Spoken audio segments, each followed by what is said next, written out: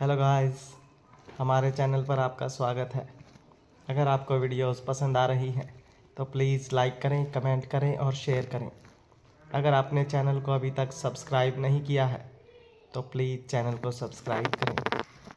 मयूरी और आहान परी के साथ चिल्ड्रंस डे सेलिब्रेट करने अम्यूज़मेंट पार्क गए थे। आहान और परी ने गेम्स खेलकर बहुत सारे टॉयज जीते और खूब मस्ती भी की।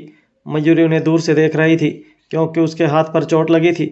वापस जाते वक्त जब परी ने उससे उसके लिए छोटा भाई लाने को कहा तो मयूरी ने उसी वक्त उसकी एक ख्वाहिश पूरी करने की बात कही, जिसे सुनकर आहान हैरान हो गया कि वो इतनी जल्दी परी को उसका छोटा भाई कहाँ से ला कर देगी। पर तभी मयूरी ने आहान की तरफ देखा और उनसे विक्रांत के हॉस्पिटल चलने के लिए कहा।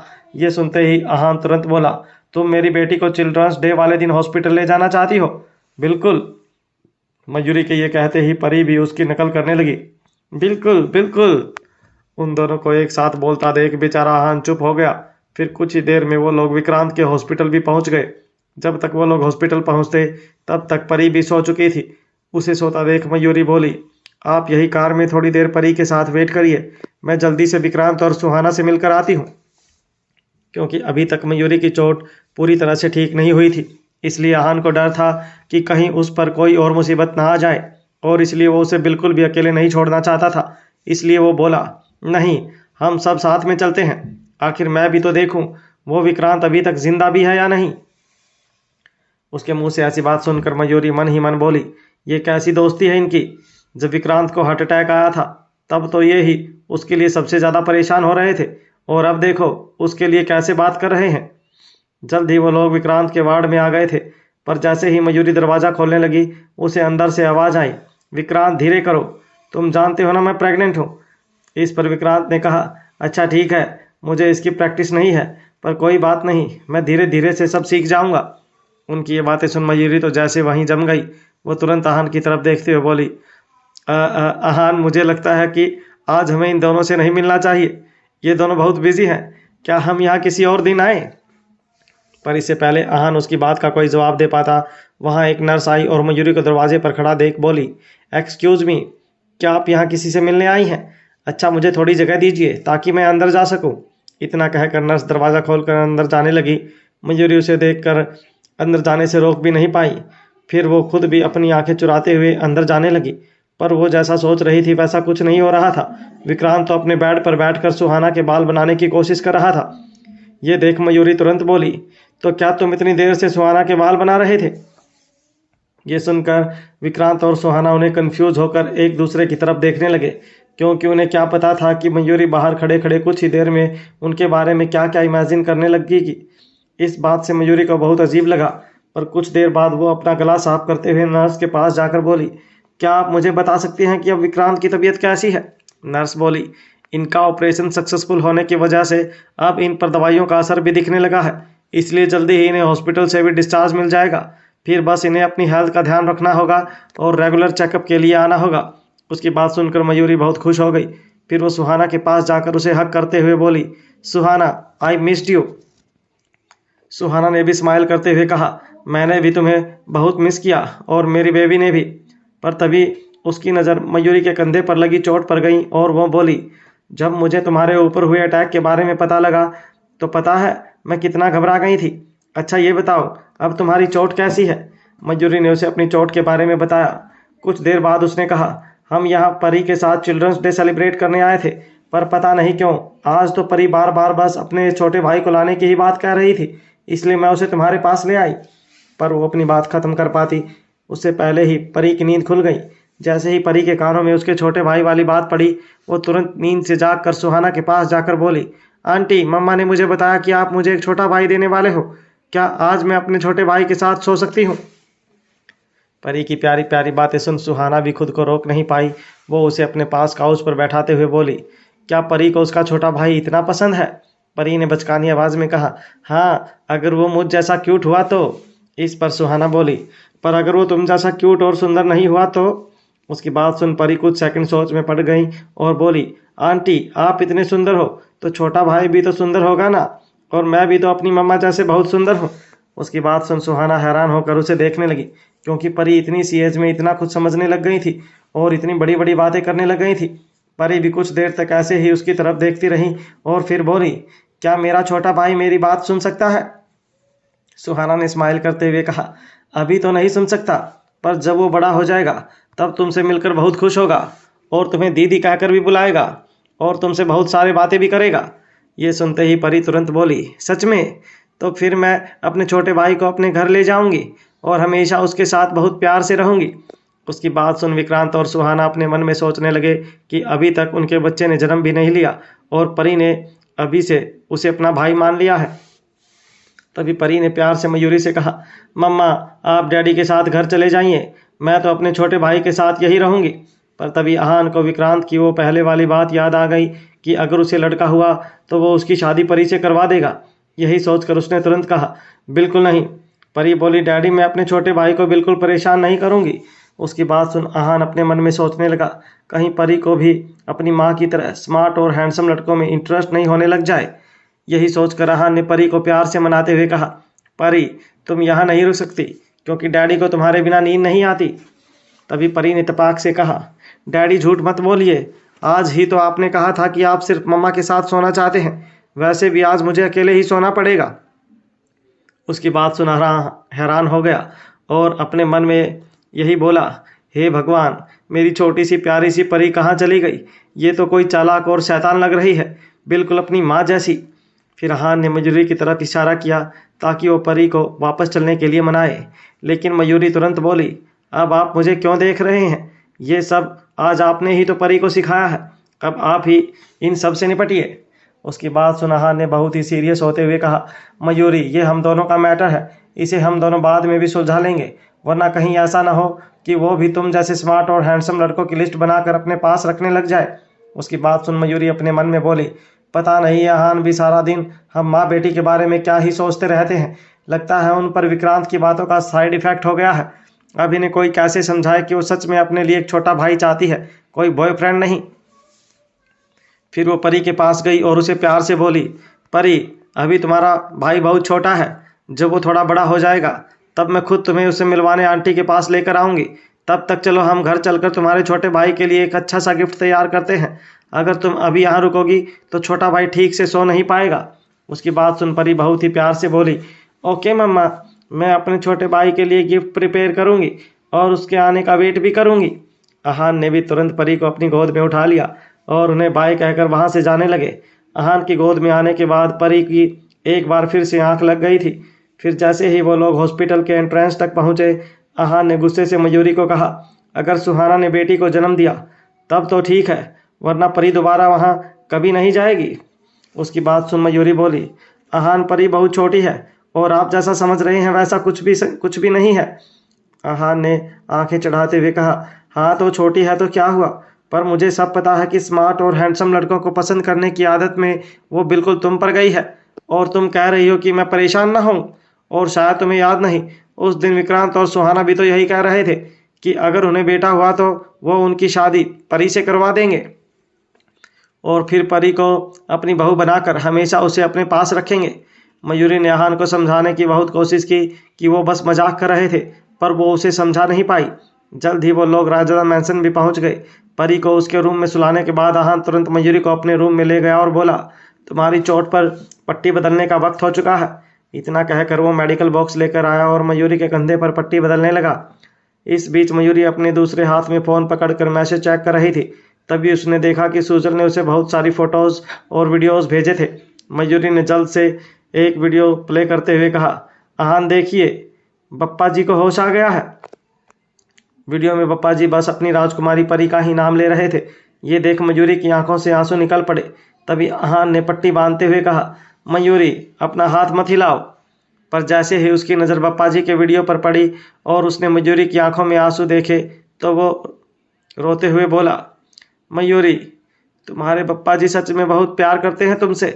मैं जानता हूँ तुम उनसे मिलना चाहती हो और उनका ध्यान रखना चाहती हो, पर तुम खुद सोचो, अगर तुम उनसे मिलोगी तो वो भी अपने इमोशंस कंट्रोल नहीं कर पाएंगे और ज़्यादा एक्साइटमेंट में आने की वजह से कहीं उन्हें फिर से हार्ट अटैक ना आ जाए, जो उनकी हेल्थ के लिए बहुत डेंजरस हो सकता है। और वैसे भी क्योंकि तुम्हारे हाथ पर चोट आई है तो तुम्हारा इस हालत में उनके सामने जाना बिल्कुल भी ठीक नहीं है। उसकी बात सुन मयूरी और भी जोर जोर से रोने लगी और उसके गले लगते हुए बोली, अहान, क्या मैं उन्हें चुपचाप दूर से भी देख नहीं सकती? क्या सुदेश मुझे उन्हें दूर से एक बार भी देखने की परमिशन नहीं दे सकता? अहान बोला, पर उससे तुम क्या हासिल कर लोगी? मयूरी, क्या उन्हें एक बार देखने के बाद तुम्हारा मन उनसे बात करने का नहीं करेगा? और फिर जब तुम उनसे बाद में नहीं मिल पाओगी तो तुम्हें उनकी कमी और भी ज़्यादा महसूस होगी। मयूरी, आई जस्ट वाना से कि हमें इस वक्त अपना पूरा फोकस नरेंद्र त्रिपाठी पर लगाना चाहिए ताकि हम उसके बनाए हुए जाल में उसी को मात दे सकें। पर मयूरी ने उसकी बात समझने की बजाय उसी से नाराज होते हुए कहा, अहन, क्या आपको किसी ने ये नहीं बताया कि जब वाइफ रो रही होती है तो उसे बस प्यार किया जाता है, ना कि इतना लंबा चौड़ा लेक्चर दिया जाता है? अहन उसे हैरान होकर देखता रह गया। फिर वो अपने मन में बोला, इन लड़कियों के मूड को ना तो आज तक कोई समझ पाया है, ना आगे कोई समझ पाएगा। मैं तो यहाँ इसे कुछ अच्छा बताने की कोशिश कर रहा था, पर मुझे क्या पता था कि ये इस बात को भी इस तरह ले लेगी। अब तो मैं उन राजा महाराजाओं की हिम्मत मानता हूँ जो एक साथ इतनी इतनी रानियों को संभाल लेते थे। मैं तो यहाँ अकेली मयूरी तक को ठीक से नहीं संभाल पाता। अहान यही सब सोच रहा था कि तभी मयूरी को कुछ याद आया और वो बोली, अहान, सुजल ने मुझे बताया था कि 4 साल पहले बप्पा जी के साथ जो कुछ भी हुआ उसमें किसी शाका नाम के इंसान का हाथ था और उसने हमें इस शाका के बारे में पता लगाने को कहा है। उसकी बात सुन अहान ने अपनी आंखें चढ़ाते हुए थोड़ा सीरियस होकर कहा, शाका? फिर कुछ सेकंड सोचने के बाद वो फिर बोला, पता नहीं क्यों, पर मुझे ये नाम थोड़ा जाना पहचाना लग रहा है। ऐसा लगता है जैसे मैंने ये नाम पहले भी कहीं सुना है। ये सुन मयूरी हैरान होकर बोली, क्या आप उसे जानते हैं? अहान ने कहा, इस बात को अब बहुत वक्त हो चुका है, इसलिए मुझे अब कुछ भी ठीक से याद नहीं है। पर रुको, मैं वर्धन को इस आदमी के बारे में पता लगाने को कहता हूँ। कॉल पर बात करने के बाद अहान अपने स्टडी रूम में चला गया। मयूरी भी उसके पीछे पीछे चली गई। वहां जाकर अहान ने अपना कंप्यूटर ऑन किया और उस पर कुछ डॉक्यूमेंट्स पढ़ने लगा। साथ ही साथ वो कुछ लोगों को फ़ोन भी कर रहा था। मयूरी बस चुपचाप उसे देखती जा रही थी। जब अहान ने बहुत देर तक कुछ नहीं कहा तो वो बोली, क्या आपको कुछ याद है कि ये आदमी कौन है और इसका नरेंद्र से क्या लेना देना है? सुजल की बात सुनकर तो मुझे यही लगता है कि ये नरेंद्र का बहुत ही भरोसेमंद आदमी है और उसकी हर काली करतूतों में उसका साथ देता है। अगर हमने उसे पकड़ लिया तो ये हमारे लिए बहुत हेल्पफुल रहेगा। पर अहान ने अब भी कोई जवाब नहीं दिया। ये देख मयूरी ने एक चेयर ली और वो भी उस पर बैठकर अहान के साथ कंप्यूटर स्क्रीन पर वो डॉक्यूमेंट्स पढ़ने लगी। अहान सच में एक डॉक्यूमेंट पढ़ रहा था जिसमें किसी क्रिमिनल के बारे में लिखा हुआ था जिसे दुनिया की सारी पुलिस ढूंढ रही थी। ये देख मयूरी हैरान हो गई और अहान की तरफ देखते हुए बोली, अहान, क्या आपको शक है कि शाका एक इंटरनेशनल क्रिमिनल है? हाँ। इतना कहकर उसने एक प्रिंट आउट निकाल मयूरी को दिया और बोला, मुझे शाका के बारे में तो कुछ नहीं मिला, लेकिन मुझे एक चीज़ के बारे में ज़रूर पता लगा है। ये आदमी अमेरिका में उसी जगह रहता था जहाँ नरेंद्र अपनी बीमारी के वक्त रहा था। अगर मैं गलत नहीं हूँ तो नरेंद्र इस आदमी को तब से जानता है जब वो खुद भी अमेरिका में रहता था। पर हमें इस बात का पता तो उससे मिलकर ही चलेगा कि ये शाका नरेंद्र के लिए काम क्यों करता है, लेकिन इंटरनेशनल क्राइम से उसका क्या लेना देना है?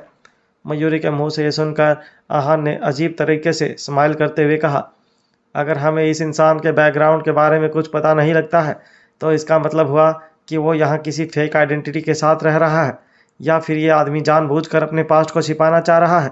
इसका मतलब तो यही हुआ कि ये इंसान दुनिया के सामने नहीं आ सकता। तभी मयूरी को कुछ याद आया और उसने कहा, फैक्ट्री में जिस दिन सुजल पर अटैक हुआ उस दिन सबसे पहले मैं ही वहाँ पहुँची थी। जब मैं सुजल को बचाने के लिए आगे बढ़ी तो मैंने किसी आदमी को कहते हुए सुना कि वो कुछ गुंडों को सुजल की जान लेने को कह रहे थे। उसकी आवाज़ भी काफ़ी डरावनी थी। हालांकि तब मैं उसका चेहरा नहीं देख पाई थी और मुझे अभी भी उसकी कई बातें सुनाई देती हैं। और अहान, आपके बॉडीगार्ड्स ने जिन गुंडों को पकड़कर पुलिस स्टेशन भेजा था उसमें वो आदमी नहीं था, इसलिए मैंने सुदेश से भी इस बारे में बात की थी। तब उसने बताया कि उन लोगों में से एक आदमी पहले ही भाग चुका था। आपको क्या लगता है कि वही आदमी शाका होगा? उसकी बात सुन अहान बोला, तुम्हारी बातों को सुनकर तो यही लगता है कि वो आदमी शाका ही है। फिर उसने कंप्यूटर बंद कर दिया और मयूरी के साथ वापस अपने रूम में आ गया। हालांकि इस बारे में किसी को नहीं पता था कि अहान और मयूरी एक दिन के लिए सूरत आए थे और अगली सुबह उन्हें वापस उत्तराखंड पहुंचना था। वहीं नरेंद्र का पूरा ध्यान इस वक्त सिर्फ मयूरी पर ही था और उसे परी के बारे में अभी कुछ नहीं पता था, इसलिए परी का अभी के लिए राजदा मैंसन में रहना ही सेफ था। पर अगर अहान और मयूरी यहाँ राजदा मैंसन में ज़्यादा वक्त तक रुकते तो इस बारे में नरेंद्र को ज़रूर पता लग सकता था कि परी रायजादा भी त्रिपाठी फैमिली का हिस्सा है और वो त्रिपाठी फैमिली की राजकुमारी की बेटी है।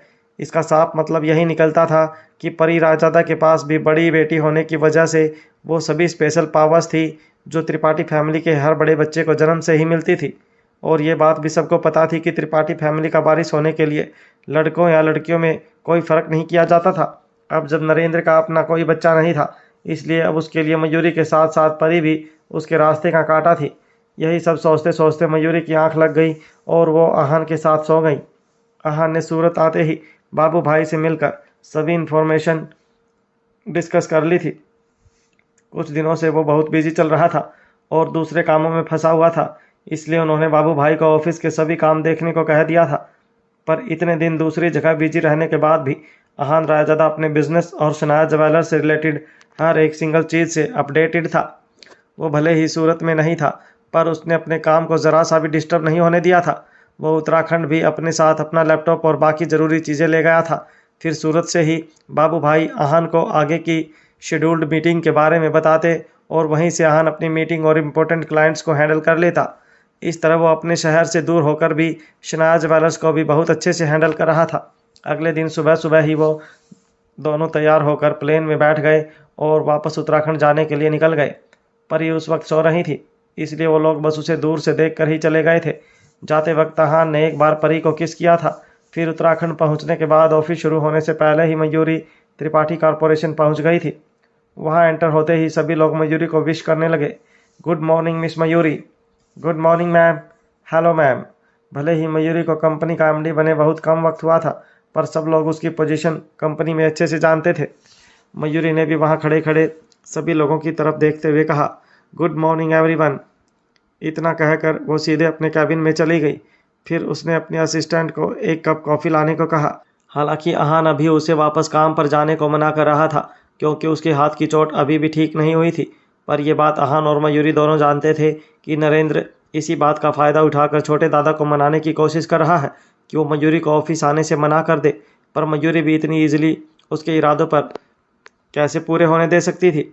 वैसे भी मयूरी के सिर्फ एक हाथ में चोट लगी थी, जो सुदेश की दी हुई दवाई से काफ़ी जल्दी ठीक हो रही थी।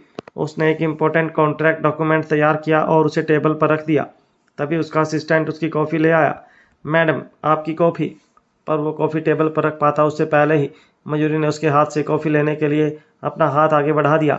फिर असिस्टेंट जैसे ही वो कॉफ़ी देने लगा तो मयूरी ने अपना हाथ तुरंत पीछे कर लिया, जिससे पूरी कॉफ़ी टेबल पर रखे हुए उन डॉक्यूमेंट्स पर गिर गई और सारे पेपर्स खराब हो गए। इससे उन कॉन्ट्रैक्ट पेपर्स के साथ साथ वहाँ रखी पेन ड्राइव भी कॉफ़ी में भीग गई थी। ये देख मयूरी ने गुस्से में चिल्लाते हुए कहा, ओह माय गॉड, ये तुमने क्या किया? तुमने यहाँ रखे डॉक्यूमेंट्स और पेन ड्राइव पर कॉफ़ी गिरा दी। फिर वो जल्दी से वहाँ से वो डॉक्यूमेंट्स और पेन ड्राइव हटाने लगी, पर उसे पता था कि अब उसका कुछ नहीं होने वाला। वो तेज़ आवाज़ में बोली, तुम्हें पता भी है कितना इंपॉर्टेंट डॉक्यूमेंट है? ये हमारे बहुत इंपॉर्टेंट क्लाइंट के साथ कॉन्ट्रैक्ट साइन करने के लिए बनाया गया था। लगता है तुम्हें अपना काम करना बिल्कुल नहीं आता। अब इस डॉक्यूमेंट को ख़राब करने की रिस्पॉन्सिबिलिटी किसकी मानी जाएगी? कॉफ़ी गिरने की वजह से वो डॉक्यूमेंट और पेन ड्राइव पूरी तरह से ख़राब हो गए थे। मयूरी की बात सुन असिस्टेंट तुरंत बोला, मैम, मैंने कुछ नहीं किया, मैं तो बस आपको कॉफ़ी दे रहा था, वो तो आपने ही। पर इससे पहले कि वो अपनी बात पूरी कर पाता, मयूरी ने बीच में ही उसे रोकते हुए कहा, तो तुम ये कहना चाहते हो कि मैंने जानबूझकर अपने ही प्रिपेयर किए हुए डॉक्यूमेंट पर कॉफ़ी गिरा दी? अब तो फिर पिछली बार भी मैंने ही अपने फ़ोन पर कॉफ़ी गिराई होगी। कहते हुए मयूरी ने डॉक्यूमेंट और पेन ड्राइव टेबल पर फेंक दिया और गुस्से से खड़ी हो गई। उसे गुस्से में देख असिस्टेंट उसे सॉरी कहने ही वाला था कि मयूरी पहले ही बोल पड़ी, ये पहली बार नहीं है जब तुमने अपना काम इतना केयरलेस होकर किया है। इस बार तुमने मेरे बहुत इंपॉर्टेंट डॉक्यूमेंट ख़राब कर दिए हैं और इसके साथ साथ मेरी ये पेन ड्राइव भी ख़राब कर दी, जिसमें इन डॉक्यूमेंट की कॉपी भी थी। तुम्हें पता भी है ऑफिस के बाकी सभी लोगों को अब तुम्हारी वजह से ओवर टाइम करना पड़ेगा। उसकी बात सुन असिस्टेंट बस इतना ही कह पाया, मैम। मयूरी बोली, बस बस ठीक है, तुम्हें कुछ और कहने की ज़रूरत नहीं है। कंपनी में तुमने आज तक जो भी काम किया है उसे देखकर मैं इस मैटर को और ज़्यादा नहीं खींचूंगी। ये सुन असिस्टेंट ने कहीं जाकर चैन की सांस ली। पर तभी मयूरी आगे बोली, वैसे तुम्हारा काम करने का तरीका देखकर मुझे नहीं लगता कि तुम ये जॉब डिज़र्व करते हो, सो तुम मार्केटिंग डिपार्टमेंट से रिज़ाइन कर सकते हो। असिस्टेंट तुरंत बोला, मिस्टर त्रिपाठी ने खुद मुझे इस जॉब पर रखा है, आप मुझे इस तरह जॉब से नहीं निकाल सकती। पर मयूरी ने उसकी बात सुनने के बाद भी उसकी तरफ एक बार भी नहीं देखा। उसने तुरंत इंटरकॉम उठाकर किसी को वहाँ से उसके कैबिन में आने को कहा। फिर उसने टेबल पर रखे हुए खराब डॉक्यूमेंट और पेन ड्राइव उठाई और कहा, अब तुम खुद से रिज़ाइन नहीं करना चाहते हो तो मुझे मार्केटिंग डिपार्टमेंट के लोगों को बुलाकर ये पता लगाना होगा कि तुम्हारी इस हरकत से कंपनी को कितना नुकसान हुआ है और तुम्हें इसकी भरपाई करने के लिए कंपनी को कितनी पेनल्टी देनी पड़ेगी। वैसे क्या तुम जानते हो ये कॉन्ट्रैक्ट करोड़ों का था और इस पेन ड्राइव में भी बहुत सी दूसरी फाइल्स भी थी। तुम्हें क्या लगता है अगर तुमसे कंपनी इसकी पेनल्टी की डिमांड करती है तो तुम कितना दे पाओगे? मयूरी की बात सुनकर असिस्टेंट के चेहरे का तो रंग ही उड़ गया। तभी मयूरी ने एक बार फिर उन डॉक्यूमेंट्स को टेबल पर पटकते हुए कहा, मैं तुम्हें एक लास्ट चांस दे रही हूँ। अब तुम ही डिसाइड करो कि तुम खुद कंपनी से रिज़ाइन करना चाहोगे या फिर विद पेनल्टी मैं ही तुम्हें। पर वो अपनी बात पूरी कर पाती उससे पहले ही असिस्टेंट बोला, नो मैम, मैं खुद ही रिज़ाइन करके चला जाता हूँ। इतना कहकर वो बिना पीछे देखे तुरंत वहाँ से चला गया। तभी मार्केटिंग डिपार्टमेंट की एक एम्प्लॉय वहाँ आई और बोली, मैम आपने मुझे बुलाया? उसे देख मयूरी बोली, ओह हाँ, ज़्यादा कुछ नहीं, बस मेरे असिस्टेंट ने कहा कि वो ये जॉब करने के लिए उतना टैलेंटेड नहीं है, इसलिए वो खुद ही अचानक से ये जॉब छोड़कर चला गया। सो क्या आप मेरे लिए दूसरा असिस्टेंट हायर कर सकती हैं? मयूरी उसके सामने ऐसे बात कर रही थी जैसे यहाँ कुछ हुआ ही ना हो, और इस तरह मयूरी ने नरेंद्र त्रिपाठी के आदमी से अपना पीछा छुड़वा लिया था जो हर वक्त उस पर नज़र रख रहा था। तभी वह एम्प्लॉय बोली, ओके मैम, पर अगले ही सेकंड उसके कुछ सोचते हुए कहा, मैम आपसे बाहर कोई मिलने आया है। मयूरी को समझ नहीं आया कि इस वक्त उससे मिलने कौन आया होगा। फिर उसने अपनी आंखें उठाकर बाहर देखा और कहा, ओके गॉट इट, आप वापस जा सकती हैं। फिर वो खुद भी बाहर चली गई। तभी उसने बाहर खड़े उस इंसान को देखकर खुश होते हुए कहा, मिस्टर रायचंद, आप यहाँ क्या कर रहे हैं और आप इतने वक्त से कहाँ थे? मैंने आपका फ़ोन भी बहुत बार ट्राई किया पर मुझे कोई रिस्पॉन्स नहीं मिला। पर इससे पहले मयूरी कुछ और कहती, आर्यन रायचंद आगे बढ़ा और उसने मयूरी को गले लगा लिया। देखने से वो काफ़ी थका हुआ लग रहा था। कुछ सेकंड्स बाद वो मयूरी को ध्यान से देखते हुए बोला, तुम ठीक तो हो? तुम्हारे कंधे के अलावा तुम्हें कहीं और चोट तो नहीं आई ना? और तुम्हें इतनी चोट आई है तो तुम यहाँ ऑफिस में क्या कर रही हो? क्या हान तुम्हारा बिल्कुल भी ध्यान नहीं रखता? उसकी बात सुन मयूरी ने कहा, नहीं ऐसा नहीं है, आहान ने तो मुझे बहुत मना किया था ऑफिस आने के लिए, पर मैं ही जिद करके यहाँ आ गई।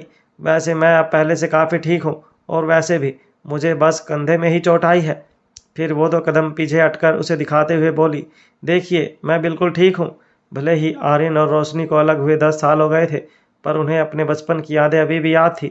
मयूरी के लिए आर्यन बिल्कुल उसके दोस्त की तरह था जो हमेशा उसका ध्यान रखता था। वो बोली, वैसे मेरे इतने कॉल्स करने पर भी आपने मेरा कॉल रिसीव क्यों नहीं किया? तब आर्यन उसके करीब जाकर बहुत धीरे से बोला, नरेंद्र त्रिपाठी को बचपन में ही अमेरिका भेज दिया गया था, इसलिए यहाँ उससे रिलेटेड कोई भी ज़्यादा इन्फॉर्मेशन नहीं मिल पाई है।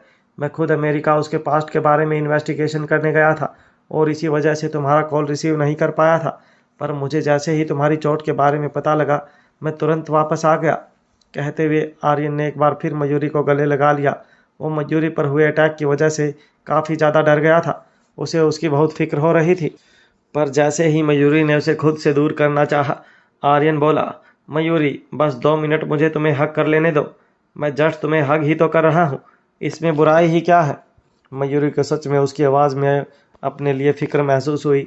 वो उसे समझाते हुए बोली, आर्यन आप इतनी टेंशन मत लीजिए, मैं बिल्कुल ठीक हूँ। एक्चुअली वो अटैक मुझ पर नहीं सूजल पर होने वाला था। उसी को बचाने की कोशिश में मेरे कंधे पर चोट आ गई। और वैसे भी सुदेश बहुत अच्छा डॉक्टर है, उसकी दवाइयों से मेरी चोट में काफ़ी फ़र्क लग रहा था। आई एम श्योर मैं उसकी दवाई से बहुत जल्द ही पूरी तरह ठीक हो जाऊंगी। फिर वह उसके करीब जाकर बहुत ही धीमी आवाज़ में बोली, वैसे अगर आहान ने आपको मुझे इस तरह गले लगाते हुए देख लिया तो वो गुस्से में आकर आपके साथ ना जाने क्या ही कर देंगे। आप प्लीज़ जल्दी से मुझे छोड़ दीजिए। और मैंने तो अभी तक आहान को ये भी नहीं बताया है कि आप मुझे बस अपना एक अच्छा दोस्त मानते हैं, उससे ज़्यादा और कुछ नहीं। उसकी बात सुन आर्यन ने अपनी आंखें चढ़ाते हुए कहा, लेकिन तुमने अभी तक आहान से ये बात छिपाई ही क्यों? तुम्हें ये बात उसे बता देनी चाहिए कि हम बस अच्छे दोस्त हैं। मयूरी तुरंत बोली, आप नहीं जानते, अगर मैं उन्हें ये सच बता दूंगी तो वो तो मेरी इतनी परवाह करना ही छोड़ देंगे। पर जब तक उन्हें ये डर रहेगा कि आप और मैं दोस्त से भी ज़्यादा कुछ हैं, तब तक वो मेरा अच्छे से ख्याल रखेंगे और मुझे बहुत प्यार भी करेंगे। तभी अचानक लिफ्ट का डोर ओपन हुआ और उसमें से एक जानी पहचानी लड़की बाहर आई। एक्चुअली ये कोई और नहीं बल्कि माही चंदेल थी, जो काफ़ी स्मार्ट और खूबसूरत थी। उसने बहुत ही सुंदर एक पिंक कलर की टाइट फिटिंग ड्रेस पहनी थी। उसके अंदर आते ही वहाँ काम कर रहे सभी मेल एम्प्लॉयज़ उसे देखने लगे। उसके हाथ में एक ब्रांडेड बैग भी था। हालांकि उसकी नज़र अभी आर्यन और मयूरी पर नहीं पड़ी थी। वो सीधे रिसेप्शन पर जाकर बोली, क्या मिस मयूरी यहाँ है? मैंने सुना है कि वो आज ऑफिस आई हैं। प्लीज़ उन्हें बताइए कि माही चंदेल उनसे मिलना चाहती हैं। उसकी बात सुन रिसेप्शनिस्ट कुछ नहीं बोली और सीधा मयूरी की तरफ देखने लगी। उसकी नज़र का पीछा करते हुए जैसे ही माही ने आर्यन और मयूरी को एक दूसरे को हक करते हुए देखा तो वो हैरान होते हुए बोली, तुम दोनों यहाँ ऐसे? तो फिर अहान, ये क्या लव ट्रायंगल है? क्या मैंने ऐसा कुछ देख लिया जो मुझे नहीं देखना चाहिए था? हे भगवान, मैंने तो सुना था कि मयूरी को चोट लगी है, इसलिए मैं उससे मिलने यहाँ आई थी, पर मुझे क्या पता कि मैं यहाँ तुम दोनों को ऐसे। नहीं नहीं, मैंने कुछ नहीं देखा। सच में तुम दोनों अपना काम करते रहो, मैं चलती हूँ। माही बिना रुके लगातार बस बोलते ही जा रही थी। ये देख मयूरी ने उसे रोकते हुए कहा, माही। पर माही ने तो उसे मुड़कर भी नहीं देखा। वो दूसरी तरफ मुंह करके ही बोली, मयूरी, तुम्हें मुझे कोई एक्सप्लेनेशन देने की ज़रूरत नहीं है। I can understand and trust me, मैं आहान से भी इस बारे में कुछ नहीं कहूँगी। और अभी मैंने यहाँ जो कुछ भी देखा मैं वो सब भी भूल जाऊँगी। ऐसा समझ लेना जैसे मैं आज यहाँ आई ही नहीं। तभी मयूरी बोली, माही, मैं बस तुम्हें इतना कह रही हूँ कि तुम थोड़ा ध्यान से चलना, वरना तुम गिर भी सकती हो। उसकी इतनी शांत आवाज़ सुनकर माही उसके पास आ गई और उसे आर्यन से दूर खींचते हुए बोली, आखिर तुम ये दिन दहाड़े कर क्या रहे हो? तुम्हें ज़रा भी डर नहीं लगता कि अगर आज यहाँ मेरी जगह आहान आ गया होता तो वो तुम दोनों को ऐसे देखकर कैसे रिएक्ट करता? मयूरी उसे देख रही थी और माही बस लगातार बोले जा रही थी, मयूरी, मुझे पता है आहान को बहुत ज़्यादा गुस्सा आता है और उसे अकेले रहना पसंद है। मैं ये भी जानती हूँ कि उसे लड़कियों को ठीक से मनाना भी नहीं आता, पर फिर भी मुझे लगता है कि वो एक बहुत ही अच्छा इंसान है। एक वक्त था जब मैं भी उसे बहुत प्यार करती थी, पर अफसोस बस वो प्यार एक तरफा था। और आहान तो कितना हैंडसम और रिच भी है, उसकी मस्कुलर बॉडी पर तो अभी भी लाखों लड़कियां फिदा हैं। तो तुम उसे चीट कैसे कर सकती हो मयूरी? मुझे तुमसे सच में ऐसी उम्मीद नहीं थी, पर मैं तुम्हें आहान को धोखा देते देखकर शांत कैसे रह सकती हूँ? ये सब सुनने के बाद भी मयूरी और आर्यन दोनों ने उसे कुछ नहीं कहा। उन दोनों को अभी भी चुप देखकर माही फिर बोली, तुम अब भी कुछ नहीं कहना चाहते? तब जाकर मयूरी ने एक लंबी सांस ली और कहा, हो गया तुम्हारा? जो कहना था कह चुकी, या अभी भी कुछ और बाकी है? माही हैरानी से उसे देख रही थी। उसे कुछ समझ नहीं आ रहा था। तभी मयूरी आगे बोली, माही माही माही, अरे जैसा तुम समझ रही हो वैसा कुछ भी नहीं है। वो बस मिस्टर रायचंद को जैसे ही पता लगा कि मुझे चोट आई है तो वो मुझसे मिलने यहाँ आ गए, बिल्कुल वैसे ही जैसे तुम मुझसे मिलने यहाँ आई हो। तब तुम ही बताओ, इसमें ये लव ट्रायंगल कहाँ से आ गया? लगता है आजकल तुम कुछ ज़्यादा ही रोमांटिक मूवीज़ या नॉवेल्स पढ़ने लगी हो। उसने आगे कहा, माही, तुमने भले ही आहान की तारीफ़ कर दी हो, पर मुझे नहीं लगता कि तुम्हें इसमें कमियां भी नज़र आती हैं। लाइक उसका गुस्सैल होना, लड़कियों को मनाना ना आना। पर सही है, एक लड़की के लिए ये दोनों चीज़ें ही बहुत मैटर करती हैं। अब तुम ही बताओ, क्या ऐसे आदमी को थोड़ा सा धोखा देना नहीं बनता? अगर मेरी जगह यहाँ कोई और लड़की होती तो कब का उन्हें छोड़ कर चली जाती। पर मुझे देखो, ये सब सहन करके भी मैं अभी भी उन्हीं के साथ हूँ। उसकी बात सुन माही चुप हो गई। फिर मयूरी ने एक नज़र आर्यन पर डाली और उसके बाद माही की तरफ देखते हुए बोली, वैसे इस वक्त मैं अपना काम कर रही हूँ और ज़्यादा देर तक बाहर नहीं रुक सकती, पर क्योंकि अब तुम दोनों यहाँ आ ही गए हो तो क्यों ना नीचे जाकर अपनी कॉफ़ी एंजॉय करो। मैं अपना थोड़ा काम ख़त्म कर लेती हूँ, फिर हम एक साथ लंच करते हैं। माही तुरंत बोली, वाई नॉट, मैं भी कुछ दिनों से बहुत बिजी थी, पर आज मैं अपना काम पूरा करके स्पेशली तुमसे मिलने के लिए ही टाइम निकाल कर आई हूँ। आज मेरे पास बहुत टाइम है, मैं बिल्कुल फ्री हूँ। फिर आर्यन भी अपना सिर हाँ में हिलाते हुए बोला, ठीक है मयूरी, पहले तुम जल्दी से जाकर अपना काम ख़त्म कर लो। वैसे तुम लंच में क्या लेना चाहोगी? मैं तुम्हारे लिए पहले ही ऑर्डर कर दूंगा। मुझे तो कुछ भी चलेगा, आप दोनों बस अपना देख लेना। लंच के वक्त मैं आपको कॉल करती हूँ, तब तक मैं माही को आपके हवाले करके जाती हूँ। कहते हुए मयूरी ने माही का हाथ पकड़ा और आर्यन के हाथों में दे दिया और फिर जल्दी से वहाँ से चली गई। मयूरी की इस हरकत से आर्यन और माही भी पहले तो एक दूसरे को हैरानी से देखने लगे, फिर दोनों के चेहरे पर ही स्माइल आ गई। उसके बाद आर्यन बिल्कुल एक जेंटलमैन की तरह माही को लिफ्ट में लेकर गया। लिफ्ट में वो दोनों इस वक्त अकेले थे, इसलिए उन दोनों को ही काफ़ी अजीब लग रहा था।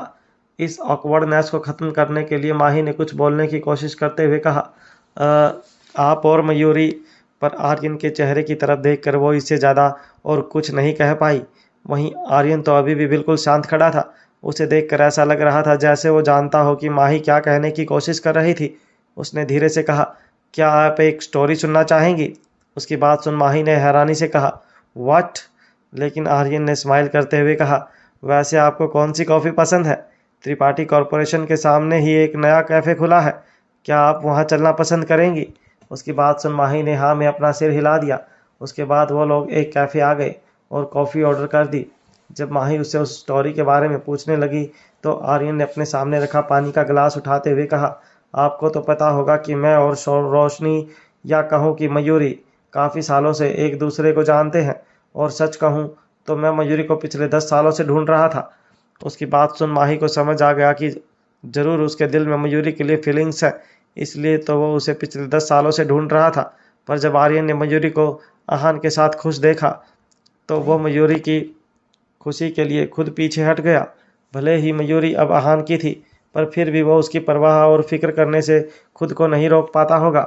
यही सब सोचकर माही अपने मन में ही बोली, आह, मुझे आज तक कभी इतना प्यार करने वाला इंसान क्यों नहीं मिला।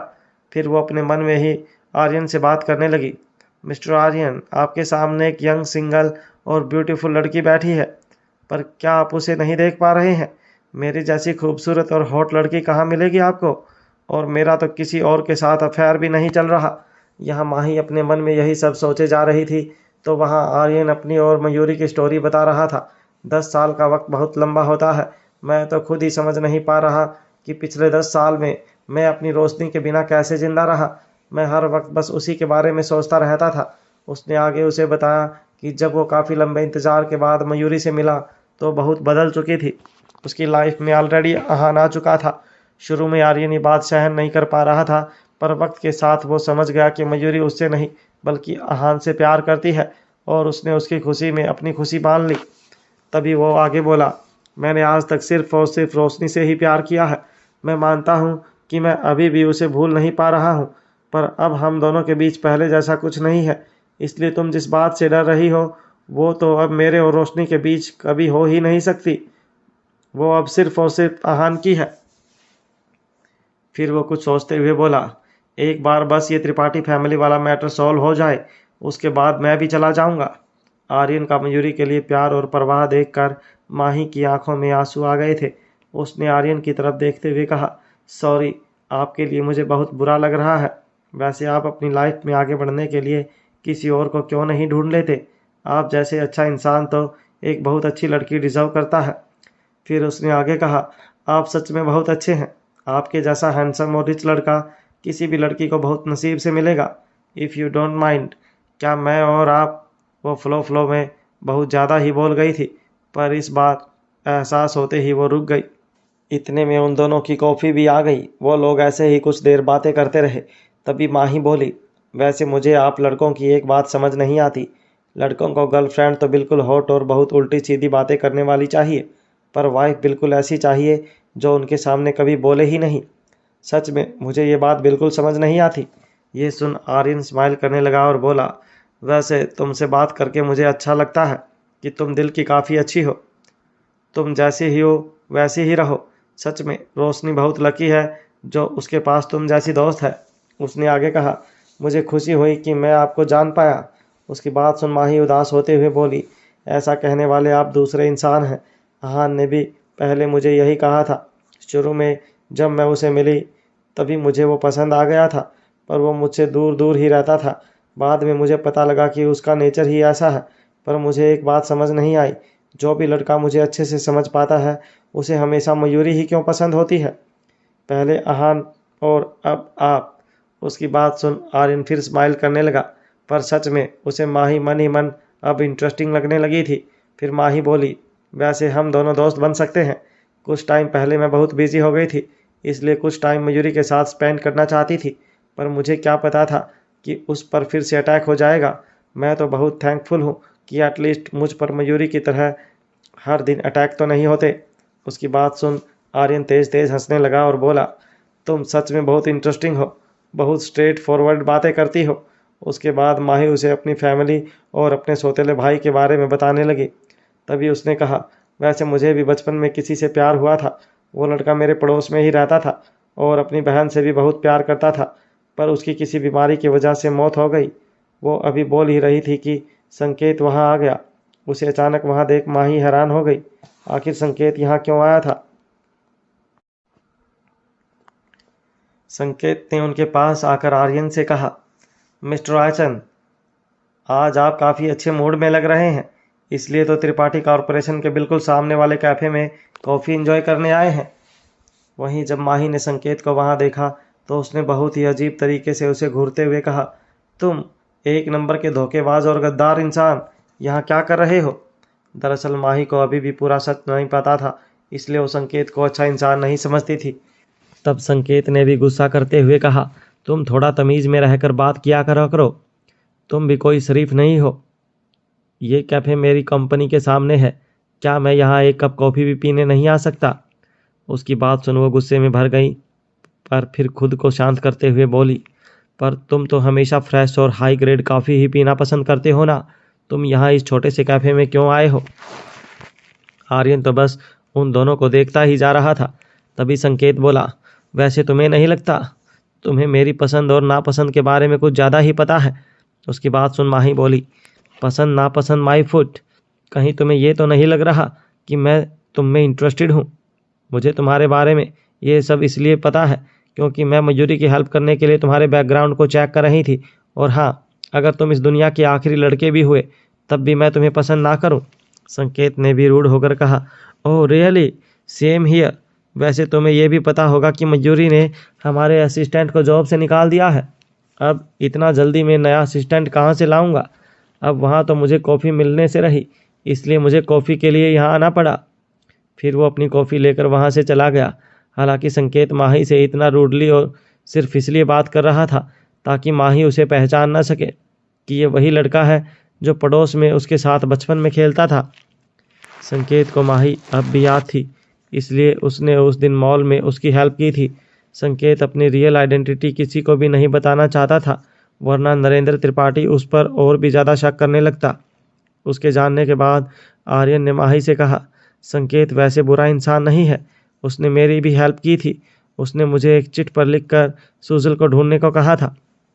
माही ने कभी सोचा भी नहीं था कि संकेत ने चुपचाप मयूरी की हेल्प भी की होगी। उसे हमेशा यही लगता था कि वो सिर्फ नरेंद्र के लिए ही काम करता है, इसलिए वो उसे नफरत करती थी। तभी आर्यन बोला, क्या तुम दोनों एक दूसरे को करीब से जानते हो? माही ने कहा, नहीं, भले ही हमारी कंपनी और त्रिपाठी कॉरपोरेशन पहले एक साथ काम करते थे, लेकिन अब भी मैं संकेत से कभी इतना नहीं मिली थी। इनफैक्ट उससे ज़्यादा तो मैं बचपन में मेरे पड़ोस में रह रहे उस लड़के को जानती थी।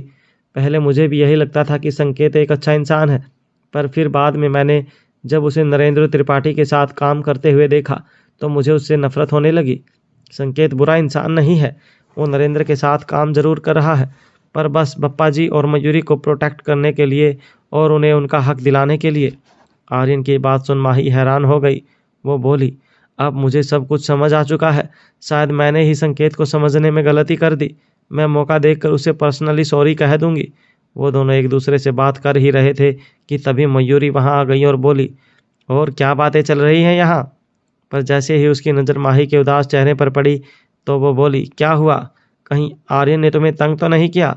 उसकी बात का जवाब देने के बजाय माही ने बाहर की तरफ देखते हुए कहा, तुमने बाहर से आते वक्त कहीं संकेत को देखा? मयूरी कंफ्यूज होकर सोच में पड़ गई। मैंने जानबूझकर इसे आर्यन के साथ कॉफ़ी के लिए भेजा था ताकि ये दोनों एक दूसरे को जान सकें और एक दूसरे के करीब आ सकें, लेकिन यहाँ इन दोनों के बीच में संकेत की बात कहाँ से आ गई? कहीं ऐसा तो नहीं कि संकेत ने माही को परेशान करने की कोशिश की हो?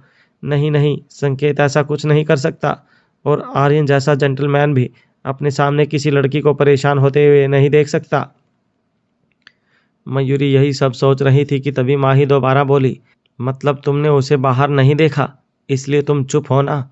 उसकी बात सुन मयूरी ने कहा, हाँ, मैंने संकेत को अभी बाहर ही देखा था। मैं जब ऑफिस बिल्डिंग से बाहर निकल रही थी तब मुझे वो एंट्रेंस पर ही मिल गया था, और तभी मैंने उससे बप्पा जी की तबीयत के बारे में भी पूछा था। उसे तभी उसे ध्यान आया कि संकेत के हाथ में भी उस वक्त एक कॉफ़ी का मग था। इसका मतलब संकेत भी यहाँ इस कैफ़े में आया था। उसने तुरंत कहा, क्या तुम्हारा संकेत के साथ कोई झगड़ा हुआ है या उसने तुम्हें कुछ कहा है? मुझे बताओ, मैं अभी जाकर उसे सीधा करती हूँ और उसे तुमसे माफ़ी मांगने के लिए भी कह दूंगी। तभी माही ने उदास होते हुए कहा, नहीं, उसकी कोई गलती नहीं है।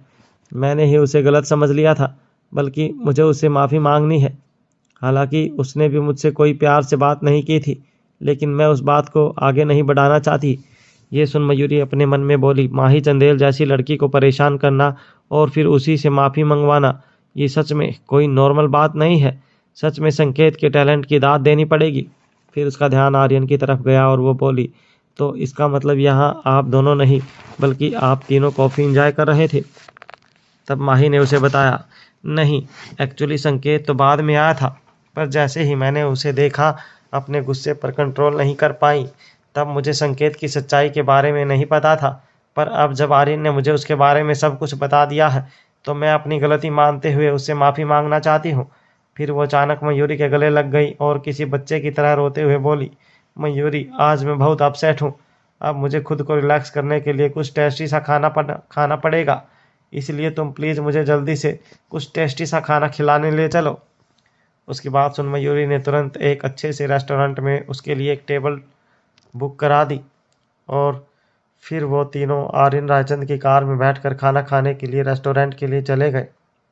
आर्यन आगे वाली सीट पर बैठकर कार ड्राइव कर रहा था, तो वहीं माही और मयूरी पीछे वाली सीट पर आराम से बैठी हुई थी। कार में बैठने के बाद मयूरी ने माही से इशारे से आर्यन के बारे में उसका ओपिनियन जानना चाहा। माही ने भी तुरंत धीमी आवाज़ में कहा, बहुत अच्छा, सच में ये लड़का एक जेंटलमैन है और आज तक मैंने इससे ज़्यादा भरोसेमंद इंसान अपनी लाइफ में नहीं देखा। पर अगले ही सेकंड वो मयूरी की आंखों में देखते हुए बोली, आर्यन चाहे जितना भी अच्छा हो, पर ये आज भी सिर्फ तुम ही से प्यार करता है मयूरी। और जब मैं ये बात जान चुकी हूँ तो मैं अपने ही दोस्त की कोई चीज़ कैसे चुरा सकती हूँ? मैं सच कह रही हूँ तो ये सच में तुम्हें दिल से प्यार करता है। मैं तो तुम्हें कहती हूँ कि तुम अभी आहान को डिवोर्स देकर आर्यन के साथ चली जाओ और आहान को मुझे वापस कर दो। उसकी बात सुनकर मयूरी ने अपने हाथ से उसके सिर को हल्का सा पुश किया और बोली, मेरे आहान के बारे में ऐसा कभी सोचना भी मत। वो सिर्फ मेरे हैं, सिर्फ और सिर्फ मेरे ही हैं। और फिर तुम ही बताओ, वर्ल्ड के सबसे हैंडसम और हॉट लड़के को मैं अपने हाथों से कैसे जाने दूँ? और उसकी मस्कुलर बॉडी पर तो मैं हमेशा से ही फिदा हूँ और बहुत मुश्किलों के बाद अब वो मेरे हो पाए हैं। मैं उन्हें कभी खुद से दूर चले जाने के बारे में सोच भी नहीं सकती। समझाई छे कि रिपीट करूँ? उसकी बात सुन माही भी स्माइल करने लगी, पर पूरे रास्ते वो अपने मन में बस यही सोचती रही कि वो संकेत त्रिपाठी से माफ़ी कैसे मांगे। पर तभी मयूरी ने अपना फ़ोन निकाला और संकेत को लंच के लिए बुला लिया। ये देखकर माही बोली, क्या तुमने सच में उसे लंच पर बुलाया है और वो इसके लिए मान भी गया? उसकी बात सुन मयूरी बोली, हाँ, मैंने अभी तुम्हारे सामने ही तो कॉल किया ना उसे। मैंने बस उसे कॉल लगाया और लंच पर आने के लिए इनवाइट कर दिया और उसे कहा कि मुझे उससे काम से रिलेटेड कुछ बात करनी है। उसके पास भी मुझे मना करने का कोई कारण नहीं था। पर माही तो अभी भी बस यही सोच रही थी और घबरा रही थी कि वो संकेत से आखिर क्या कहेगी। फिर कुछ ही देर में वो लोग रेस्टोरेंट भी पहुंच गए और बाहर रुककर ही संकेत के आने का वेट करने लगे। कुछ ही देर में वहां संकेत भी आ गया। वो मयूरी के पास आकर बोला, सॉरी, मुझे आने में थोड़ी देर हो गई। तभी मयूरी ने स्माइल करते हुए कहा, नहीं, एक्चुअली हम लोग ही थोड़ा जल्दी आ गए थे। संकेत ने आर्यन की तरफ भी एक स्माइल दी। उसके बाद वो रेस्टोरेंट के अंदर जाने लगा, पर उसने माही की तरफ देखा तक नहीं। आर्यन जानबूझकर कुछ कदम धीरे चलने लगा। उसने संकेत को भी अपने साथ थोड़ा धीरे चलने को कहा। वहीं माही उनसे थोड़ा आगे चल रही थी, इसलिए मयूरी भी उसके साथ साथ आगे जाने लगी। माही को अजीब बिहेव करते देख मयूरी उससे बोली, माही, आखिर तुम्हें हो क्या गया है? जब से मैंने संकेत को खाने पर बुलाया है तब से तुम बहुत अजीब बिहेव कर रही हो। जितना मैं तुम्हें जानती हूँ, तुम ऐसी लड़की तो बिल्कुल नहीं हो सकती।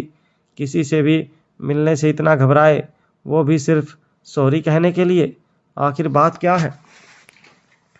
पर इस पर माही बोली, तुम नहीं समझोगी, संकेत की बात अलग है। फिर वो नज़र बचाते हुए अपने पीछे आ रहे संकेत की तरफ देखने लगी और बहुत ही धीमी आवाज़ में बोली, पता नहीं क्यों, पर जब भी मैं संकेत को देखती हूँ ये मुझे किसी की याद दिलाता है। श मयूरी ने हैरान होकर कहा। किसकी? इतना कहकर वो अजीब तरह से संकेत को देखने लगी, जो अभी भी आर्यन के साथ उनके पीछे ही आ रहा था। माही बहुत ही धीमी आवाज़ में बोली, मैं उसके चेहरे के लिए नहीं कह रही हूँ मयूरी।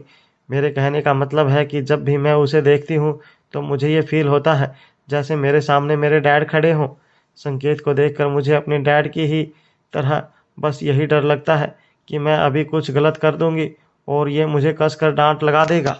उसकी बात सुन मयूरी अपनी आंखें चढ़ाते हुए बोली, माही, मुझे अभी भी तुम्हारी बातें समझ नहीं आई। संकेत तो तुम्हारे डैड से बहुत छोटा है, तो फिर वो दोनों एक जैसे कैसे हो सकते हैं? और तुमने तो मुझसे कहा था कि तुम्हारे डैड तुमसे बहुत प्यार करते हैं, तो फिर तुम्हें अपने डैड से इतना डर क्यों लगता है? माही ने घबराते हुए कहा, एग्जैक्टली, आज तक मुझे अपने डैड से भी इतना डर नहीं लगा जितना संकेत को देखकर लगता है। जब भी मैं इसे अपने सामने देखती हूँ तो मेरे दिल में अजीब सी घबराहट होने लगती है। मैं खुद इन सब की वजह नहीं जानती। उसे देखते ही मुझे ऐसा लगता है जैसे मैं उसे बहुत पहले से जानती हूँ। ओह गॉड, ये मैं क्या कहे जा रही हूँ? मयूरी, आज अगर मैं कुछ उल्टा सीधा कर दूँ तो प्लीज़ मुझे संभाल लेना। यही बात सब कहते हुए वो दोनों मयूरी के बुक किए हुए वीआईपी रूम में एंटर हो गई। वहीं आर्यन और संकेत भी एक दूसरे के साथ बिजनेस से रिलेटेड बातें करते आ रहे थे। पर जब आर्यन ने देखा कि मयूरी और माही उनके आसपास नहीं थी तो वो संकेत से बोला, वैसे मिस्टर संकेत, मुझे लगता है कि आप मिस माही को बाकी लोगों से कुछ अलग तरह ट्रीट करते हैं। क्या आप लोग पहले से एक दूसरे को जानते हैं या पहले भी मिले हैं उससे? नहीं, मैं उसे ठीक से नहीं जानता। उसकी ये बात सुन आर्यन ने कहा, मैंने कभी सोचा भी नहीं था कि आपको गुस्सा भी आता होगा। आपके कैफ़े से चले जाने के बाद आज तो माही भी आपके गुस्से से इतना शॉक्ड थी कि उसे तो अब आपको देखकर भी डर लगता होगा। शायद उसने आज तक आपको इस तरह बात करते हुए नहीं देखा था ना, इसलिए। और आपने बाहर भी नोटिस किया होगा कैसे आपको देखते ही वो मयूरी के पीछे किसी चूहे जैसे छिप गई। बट यस, अब उसके मन में आपको लेकर जो भी मिसअंडरस्टैंडिंग थी वो ख़त्म हो चुकी है। इवन वो तो अब आपसे माफ़ी भी मांगना चाहती है, पर आपसे इतना ज़्यादा डर रही है कि उसमें आपसे बात करने तक की हिम्मत नहीं है। ये सब सुन संकेत उसकी तरफ देखने लगा। दरअसल जब उसने आर्यन को माही के साथ कॉफ़ी पीते देखा था तो वो खुद को रोक नहीं पाया और उनके पास जाकर ये जानने की कोशिश करने लगा कि आखिर वो दोनों साथ में क्या बातें कर रहे थे। तभी संकेत ने सीधे शब्दों में उससे पूछा, मिस्टर रायचंद, आपको माही की बहुत फिक्र हो रही है। आप दोनों का एक दूसरे से क्या रिश्ता है? आर्यन ने स्माइल करते हुए कहा, वो अब मेरी दोस्त है। आर्यन ने आगे कहा, माही बिल्कुल भी बनावटी लड़की नहीं है, बल्कि कुछ देर बात करने में ही वो मुझे बहुत इंटरेस्टिंग लगी। हालांकि उसके भाई की फैलाई अफवाहों की वजह से उसे बहुत बुरा लगता है। उसकी बात सुन संकेत ने कहा, क्या आप माही की तरफ से मुझे ये सब कह रहे हैं? आर्यन ने उसकी आंखों में देखते हुए कहा, नहीं नहीं, ऐसा बिल्कुल नहीं है। बट आई थिंक जब किसी मिसअंडरस्टैंडिंग को दूर करने के लिए एक लड़की माफ़ी मांग सकती है तो किसी लड़के के लिए अपनी गलती की माफ़ी मांगना कोई बड़ी बात नहीं है। बात करते करते अब तक वो लोग भी वीआईपी रूम में पहुंच गए थे। उन्हें देखते ही मयूरी बोली, आप लोग कहाँ रह गए थे? वैसे मैंने सबके खाने का ऑर्डर दे दिया है, पर अगर आपको कुछ और भी ऑर्डर करना है तो आप प्लीज़ बता दीजिए। आर्यन ने कहा, मुझे तो कुछ भी चलेगा। पर तभी अचानक संकेत ने कहा, वो मैं एक फ्रूट पेस्ट्री ऑर्डर करना चाहता हूँ। उसकी बात सुनकर सभी लोग उसी की तरफ देखने लगे। उसे देखकर बिल्कुल नहीं लगता था कि उसे मीठा पसंद होगा और उसने तो फ्रूट पेस्ट्री ऑर्डर की थी। वहीं माही अभी भी मयूरी के पास चुपचाप बैठी बस संकेत की तरफ अजीब तरह से देख रही थी। ये बात सिर्फ मयूरी और आर्यन ही नहीं बल्कि संकेत भी महसूस कर पा रहा था। पर जैसे ही उसने उसे सॉरी कहना चाहा, वहाँ वेटर खाना लेकर आ गया। खाना खाने के बाद डेसर्ट लेते वक्त जब माही फिर से संकेत को सॉरी कहने की कोशिश करने लगी तो संकेत ने फ्रूट पेस्ट्री की प्लेट उठाई और माही के सामने रख दी। ये देखकर माही हैरान रह गई। वो जैसे ही संकेत के चेहरे की तरफ देखने लगी तो वो बोला, आई एम सॉरी, मुझे तुमसे इस तरह बात नहीं करनी चाहिए थी। उसकी बात सुन माही हैरान रह गई। उसने कभी सोचा भी नहीं था कि संकेत खुद उससे माफ़ी मांगेगा। तभी उसने उसकी तरफ देखते हुए कहा, तुम्हें कैसे पता कि मुझे फ्रूट पेस्ट्री पसंद है? पर अगले ही सेकंड उसके मन में आया कि ये वो कैसा सवाल कर रही है। फिर उसने होश में आते हुए कहा, नहीं नहीं संकेत, तुम्हें सॉरी कहने की ज़रूरत नहीं है। पहले गलती मेरी ही थी। मुझे तुमसे इतना बिहेव रूडली नहीं करना चाहिए था। मेरे मन में तुम्हारे बारे में काफ़ी समय से गलतफहमी थी जो अब दूर हो चुकी है, और मैं अपने कहे शब्द भी वापस लेती हूँ। एंड आई प्रॉमिस, आगे से ऐसा कभी नहीं होगा। So let's share the pastry together. इतना कहकर उसने वहाँ रखी पेस्ट्री को 2 पार्ट्स में डिवाइड कर दिया। उसके एक पार्ट में पाइनएप्पल और दूसरे में स्ट्रॉबेरी फ्लेवर था। ये दोनों ही माही के फेवरेट फ्लेवर थे। माही को देखकर इस वक्त ऐसा लग रहा था जैसे वो ये पेस्ट्री किसी के साथ शेयर नहीं करना चाहती थी।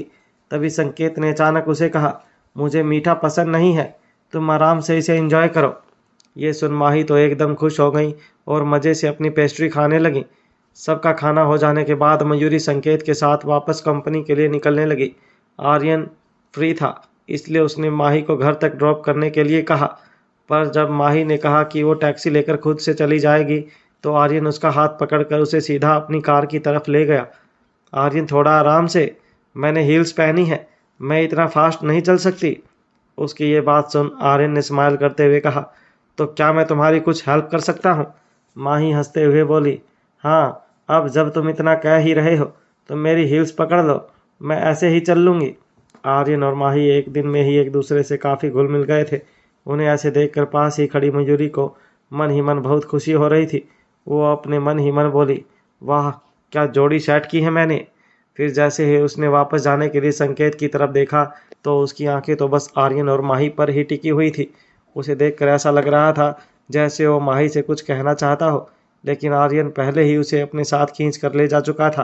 तभी मयूरी बोली, संकेत, तुम ठीक तो हो ना? वो दोनों ऑलरेडी जा चुके हैं, क्या हम भी अब वापस चलें? उसकी बात सुन संकेत ने तुरंत हाँ में अपना सर हिलाया और मयूरी को अपनी कार में बैठने का इशारा किया। कार में बैठ जाने के बाद मयूरी ने फिर कहा, तुम्हें भी उन्हें देखकर अजीब लग रहा है ना? वो दोनों पहले भी एक बार मिल चुके हैं, पर तब उन्हें एक दूसरे से बात करने का इतना मौका नहीं मिला था, पर आज कुछ घंटे साथ बिताने के बाद वो एक दूसरे से काफ़ी घुल मिल गए हैं। मैं तो पहले से ही उन दोनों को साथ मिलाना चाहती थी और मुझे लगता है मेरा काम बन गया। देखो, दोनों ने एक साथ कॉफ़ी पी, फिर लंच किया और अब साथ में वापस भी जा रहे हैं। उसकी बात सुनकर संकेत को गुस्सा आ रहा था। तभी मयूरी बोली, तुम्हें क्या लगता है अब ये दोनों साथ में कहाँ जाने वाले हैं? क्या आर्यन उसे घर ड्रॉप करेगा या फिर वो लोग शाम की चाय भी साथ में पीने वाले हैं? पर उसे संकेत की तरफ से कोई जवाब नहीं मिला। तभी उसे फील हुआ कि संकेत का मूड बहुत ख़राब है, इसलिए फिर उसने आगे कुछ नहीं कहा। जब वो लोग ऑफिस पहुंचने ही वाले थे तो मयूरी कुछ सोचते हुए बोली, वैसे मैंने तुम्हें उस दिन मॉल में मेरी और माही की हेल्प करने के लिए थैंक यू नहीं कहा था, सो तब हमारी हेल्प करने के लिए थैंक यू। वैसे माही भी तुम्हें उसके लिए थैंक यू कहना चाहती थी। वो कहीं ना कहीं जानती थी कि तुम एक अच्छे इंसान हो, पर जब उसने तुम्हें नरेंद्र त्रिपाठी के साथ देखा तो फिर उसे तुम्हारे बारे में गलतफहमी हो गई। पर वो भी एक अच्छी लड़की है, इसलिए उसकी बातों को दिल से मत लगाना। ये सुन संकेत ने उसकी तरफ एक हल्की सी स्माइल दी। उसने अपनी कार कंपनी से थोड़ी दूरी पर ही रोक दी। वो नहीं चाहता था कि नरेंद्र या उसका कोई आदमी उन्हें एक साथ देखकर उन पर शक करे। मयूरी को ड्रॉप कर वो खुद छोटे दादा के बंगले पर बप्पा जी से मिलने चला गया। सुजल और सुदेश भी वहीं थे। उसे वहाँ देख वो दोनों कुछ देर बाहर गार्डन में टहलने चले गए। तभी बप्पा जी को भी होश आ गया। वो उन्हें बताने लगा, बप्पा जी, 4 साल पहले जो हुआ उसकी वजह से हमारी कंपनी पर भी बहुत असर पड़ा था। बहुत सी कंपनीज हमसे अलग हो गई थी, लेकिन अब राजकुमारी जी आ चुकी हैं, तो मुझे लगता है कि हम फिर से उन अलग हुई कंपनीज को त्रिपाठी कॉरपोरेशन के साथ काम करने के लिए कन्विंस कर सकते हैं। वो सभी कंपनीज पहले सिर्फ आपके काम करने के स्टाइल की वजह से ही हमारे साथ जुड़ी हुई थी और इस देश के ट्रेडिशनल कल्चर को आगे बढ़ाना चाहती थी। एवर ब्यूटी एंटरप्राइजेज भी उसी में से एक है। चंदेल फैमिली भी हमेशा से ही त्रिपाठी फैमिली को प्रोटेक्ट करने का काम करते आई थी, इसलिए पप्पा जी के होते हुए चंदेल फैमिली किसी और के साथ कोलैबोरेट नहीं कर सकती थी। और कुछ साल पहले भी चंदेल फैमिली त्रिपाठी कॉरपोरेशन से अलग सिर्फ इसलिए हुई थी क्योंकि वो नरेंद्र त्रिपाठी के अकॉर्डिंग जो बिज़नेस चल रहा था वैसे अपना बिज़नेस नहीं चलाना चाहते थे। अगर पप्पा जी ठीक हो जाए तो त्रिपाठी कंपनी फिर से उनके अकॉर्डिंग चलने लगेगी और फिर धीरे धीरे बाकी सभी कंपनीज भी इसके साथ जुड़ जाएंगी। तभी पप्पा जी ने अपनी उंगली से संकेत के हाथ पर कुछ लिखने की कोशिश की। ये देख संकेत ने कहा, मैं आपकी बात समझ गया पप्पा जी, मैं हर कंपनी के हेड तक आपका मैसेज पहुंचा दूंगा और पॉसिबल हो पाया तो मैं राजकुमारी जी से कहूँगा कि वो उन सभी कंपनीज के हेड को वापस त्रिपाठी जॉइन कॉरपोरेशन करने को इनवाइट करें। इससे राजकुमारी जी की जगह भी त्रिपाठी कॉरपोरेशन में और भी ज़्यादा पावरफुल हो जाएगी। और डोंट वरी, इस बात का पता नरेंद्र त्रिपाठी को नहीं लगेगा। संकेत की बात से बप्पा जी भी बिल्कुल एग्री कर रहे थे। जब बप्पा जी को कुछ देर में नींद आ गई तो संकेत ने मयूरी को कॉल करके इस बारे में सब बता दिया। उसकी बात सुन मयूरी बोली, मुझे भी ये प्लान बिल्कुल ठीक लग रहा है। आई होप हम इसकी शुरुआत चंदेल फैमिली से कर सकते हैं। मैं माही को पहले से जानती हूँ और समझ सकती हूँ कि त्रिपाठी कॉरपोरेशन से अलग होने के बाद उन्हें कितनी प्रॉब्लम्स फेस करनी पड़ी होंगी, पर उन्होंने आज तक भी बप्पा जी के बनाए हुए उसूलों को नहीं तोड़ा। इसलिए अगर हम उन्हें वापस त्रिपाठी कॉरपोरेशन को ज्वाइन करने के लिए कहेंगे तो मुझे लगता है कि वो लोग हमें मना नहीं करेंगे। पर अब मयूरी को डिसाइड ये करना था कि इस बात के लिए कंपनी की तरफ से चंदेल फैमिली के पास बात करने के लिए कौन जाएगा। तभी संकेत ने उसे कहा, तुम अभी त्रिपाठी फैमिली और त्रिपाठी कॉरपोरेशन में वापस आई हो, इसलिए ज़्यादातर लोग तुम्हें ठीक से नहीं जानते होंगे। सो इस वक्त तुम्हारा उनसे मिलना ठीक नहीं होगा, इसलिए मुझे लगता है कि ये काम मुझे ही करना होगा। इस पर मयूरी तुरंत बोली, मुझे भी यही लगता है कि इस काम के लिए तुम्हें ही चंदेल फैमिली के पास जाना चाहिए। माही इस वक्त अपने ऑफिस में ही है, अगर तुम अभी उससे मिल लो तो वो खुद तुम्हें मिस्टर चंदेल से मिलवा देंगी। उनके मन में अगर तुम्हारे लिए कोई गलत फहमी होगी भी तो आई एम श्योर अब माही उसे दूर करने में तुम्हारी हेल्प कर सकती है। अगर कोई संकेत को नरेंद्र का ही आदमी समझता था और अगर संकेत सीधा मिस्टर चंदेल से मिलने चला जाता तो हो सकता था कि वो उससे मिलने के लिए रेडी ही नहीं होते। मयूरी की बात सुन संकेत ने भी हाँ में अपना सिर हिला दिया। फ़ोन रखने के बाद मयूरी ने भी तुरंत माही को इस बारे में मैसेज कर दिया और फिर अपने हाथ में पकड़ी एक प्रोजेक्ट रिपोर्ट को बहुत ध्यान से पढ़ने लगी। त्रिपाठी फैमिली में पूरी तरह से वापसी करने के लिए और अपनी जगह बनाने के लिए उसे जल्द से जल्द कंपनी में अच्छे रिजल्ट लाने की ज़रूरत थी। उसके लिए बेस्ट तरीका यही था कि वो किसी भी बड़े प्रोजेक्ट को पूरा करे और उसमें पूरी तरह सक्सेसफुल हो सके। इसलिए मयूरी ने त्रिपाठी फैमिली के सबसे इम्पोर्टेंट प्रोजेक्ट को ही चुना था और उसी के बारे में जानने की कोशिश कर रही थी। पर रिपोर्ट को आधा पढ़ने के बाद उसे ये रियलाइज़ हुआ कि उसमें दी गई इन्फॉर्मेशन पूरी नहीं थी। ये देख मयूरी ने तुरंत इंटरकॉम का बटन दबाया और एक एम्प्लॉय से कहा, मैंने तुम्हें प्रोजेक्ट ग्रीन के बारे में सभी इन्फॉर्मेशन मुझे देने को कहा था, पर इसमें तो काफ़ी डाटा इनकम्प्लीट है। उसकी बात सुन एम्प्लॉय बोली, मैम प्रोजेक्ट ग्रीन का डाटा हर साल अपडेट किया जाता है, इसलिए इस साल का न्यू डाटा अभी तक रिपोर्ट में ऐड नहीं किया गया है। अभी कंपनी के सभी डिपार्टमेंट से इस प्रोजेक्ट का डाटा आना बाकी है। मयूरी ने फिर आगे कुछ नहीं कहा और फिर से वो रिपोर्ट पढ़ने लगी। पर जब उसकी नज़र इस प्रोजेक्ट के इंचार्ज पर पड़ी तो वो अपनी आंखें चढ़ाते हुए कुछ सोचने लगी। एक राज, ये तो वही इंसान है जिसे नरेंद्र त्रिपाठी मेरे साथ काम करने के लिए रखना चाहता था। इसमें कोई हैरानी की बात नहीं थी कि इस रिपोर्ट में से इतना डाटा कैसे गायब था। मयूरी को समझ आ गया था कि कोई उसे धोखा देने की कोशिश कर रहा था, क्योंकि उसे अभी तक उसका नया असिस्टेंट नहीं मिला था। इसलिए वो अपने हाथ में प्रोजेक्ट रिपोर्ट लेकर तुरंत एक राज के ऑफिस की तरफ जाने लगी। एक राज इस प्रोजेक्ट टीम का मैनेजर था। कंपनी के CEO और MD के अलावा सिर्फ इसी के पास हर एक इम्पोर्टेंट इन्फॉर्मेशन होती थी। वो नरेंद्र का बहुत खास आदमी था। संकेत ने मयूरी को पहले ही एक राज के बारे में बताया हुआ था कि भले ही वो दिखने में बहुत ऑनेस्ट लगे, पर उसकी असलियत कुछ और ही है। मयूरी को तो इस आदमी से नरेंद्र से भी ज़्यादा होशियार रहने की ज़रूरत थी। उसे वहाँ देख एक राज ने तुरंत खड़े होते हुए कहा, मिस मयूरी, आप यहाँ प्लीज़ अंदर आइए। फिर उसने अपनी सेक्रेटरी से कहा, जाओ जाकर जल्दी से मयूरी मैम के लिए चाय लेकर आओ। तभी मयूरी ने एक चेयर पर बैठते हुए कहा, नहीं, उसकी कोई ज़रूरत नहीं है, मुझे बस कुछ बातें जाननी थी, इसलिए मैं यहाँ बस यही क्लियर करने आई हूँ। चेयर पर बैठने के बाद वो आराम से एक राज के ऑफिस में इधर से उधर नज़रें घुमाकर देखने लगी। तभी उसकी नज़र टेबल पर रखे कुछ एंटीक्स पर गई। उसे देख वो बोली, लगता है आपको एंटीक्स कलेक्ट करने का काफ़ी शौक़ है। उसकी बात सुन एक राज ने कहा, हाँ, मैं जब भी फ्री होता हूँ तो मुझे ये अपने पास देखकर काफ़ी अच्छा लगता है, पर यह तो बहुत छोटी सी चीज़ है, ज़्यादा कीमती नहीं है। तो मयूरी मैम बताइए, आप क्या जानना चाहती थी? मयूरी ने अपने हाथ में पकड़ी हुई फाइल्स को टेबल पर रखते हुए कहा, इतनी जल्दी भी क्या है? और फिर खड़े होकर उसके कैबिन में इधर उधर टहलने लगी। तभी वो पास ही के टेबल पर सजाई हुई एक एंटीक कलेक्शन की तरफ गई और अचानक बोली, मिस्टर एकराज, आप पिछले 4 सालों से प्रोजेक्ट मैनेजर हैं, राइट? एकराज ने हाँ में अपना सिर हिलाया। जी मैम।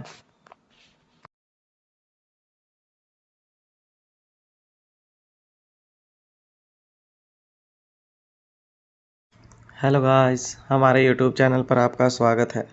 अगर आपको वीडियोस पसंद आ रही हैं तो प्लीज़ लाइक करें, कमेंट करें और शेयर करें। अगर आपने चैनल को अभी तक सब्सक्राइब नहीं किया है तो प्लीज़ चैनल को सब्सक्राइब करें। मयूरी ने जब प्रोजेक्ट ग्रीन से रिलेटेड डाटा देखा तो उसमें कंप्लीट इन्फॉर्मेशन नहीं थी। उसकी बाकी इन्फॉर्मेशन पता करने के लिए वो इस प्रोजेक्ट के इंचार्ज मिस्टर एकराज के कैबिन में चली गई। वहाँ जाकर वो उसके ऑफिस में इधर उधर घूम रही थी। तभी उसकी नज़रें वहीं टेबल पर रखे एंटीक कलेक्शन पर गई। उसने एकराज से पूछा कि क्या वो पिछले 4 साल से यहाँ प्रोजेक्ट मैनेजर है, तो जवाब में एकराज ने हाँ में अपना सिर हिला दिया। एंटिक्स कलेक्ट करना एकराज की हॉबी थी। जब भी वो किसी नई जगह पर जाता था तो वहाँ कोई न कोई एंटीक अपने ऑफिस में रखने के लिए ज़रूर लेकर आता था। उन पर नज़र रखने के लिए तो उसने अपने ऑफिस में सीसीटीवी कैमरास तक लगवाए थे। उसने कभी सोचा भी नहीं था कि मयूरी उसके ऑफिस में यूँ अचानक आ जाएगी। मयूरी उसके एंटीक्स को बार बार छू छू कर देख रही थी।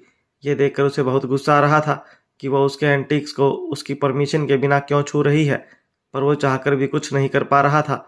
और जब मयूरी ने उसके गुस्से से भरा चेहरा देखा तो उसने वहाँ रखा एक सुंदर सा वास उठाया और बोली, जब आप पिछले 4 सालों से प्रोजेक्ट मैनेजर हैं तो ऐसा कैसे हो सकता है कि आप मुझे प्रोजेक्ट से रिलेटेड बेसिक इन्फॉर्मेशन भी टाइम पर नहीं दे पा रहे। प्रोजेक्ट ग्रीन के बारे में आधे से ज़्यादा इन्फॉर्मेशन गायब है। तो क्या आप अब ये चाहते हैं कि मैं खुद वो इन्फॉर्मेशन जाकर कलेक्ट करूं?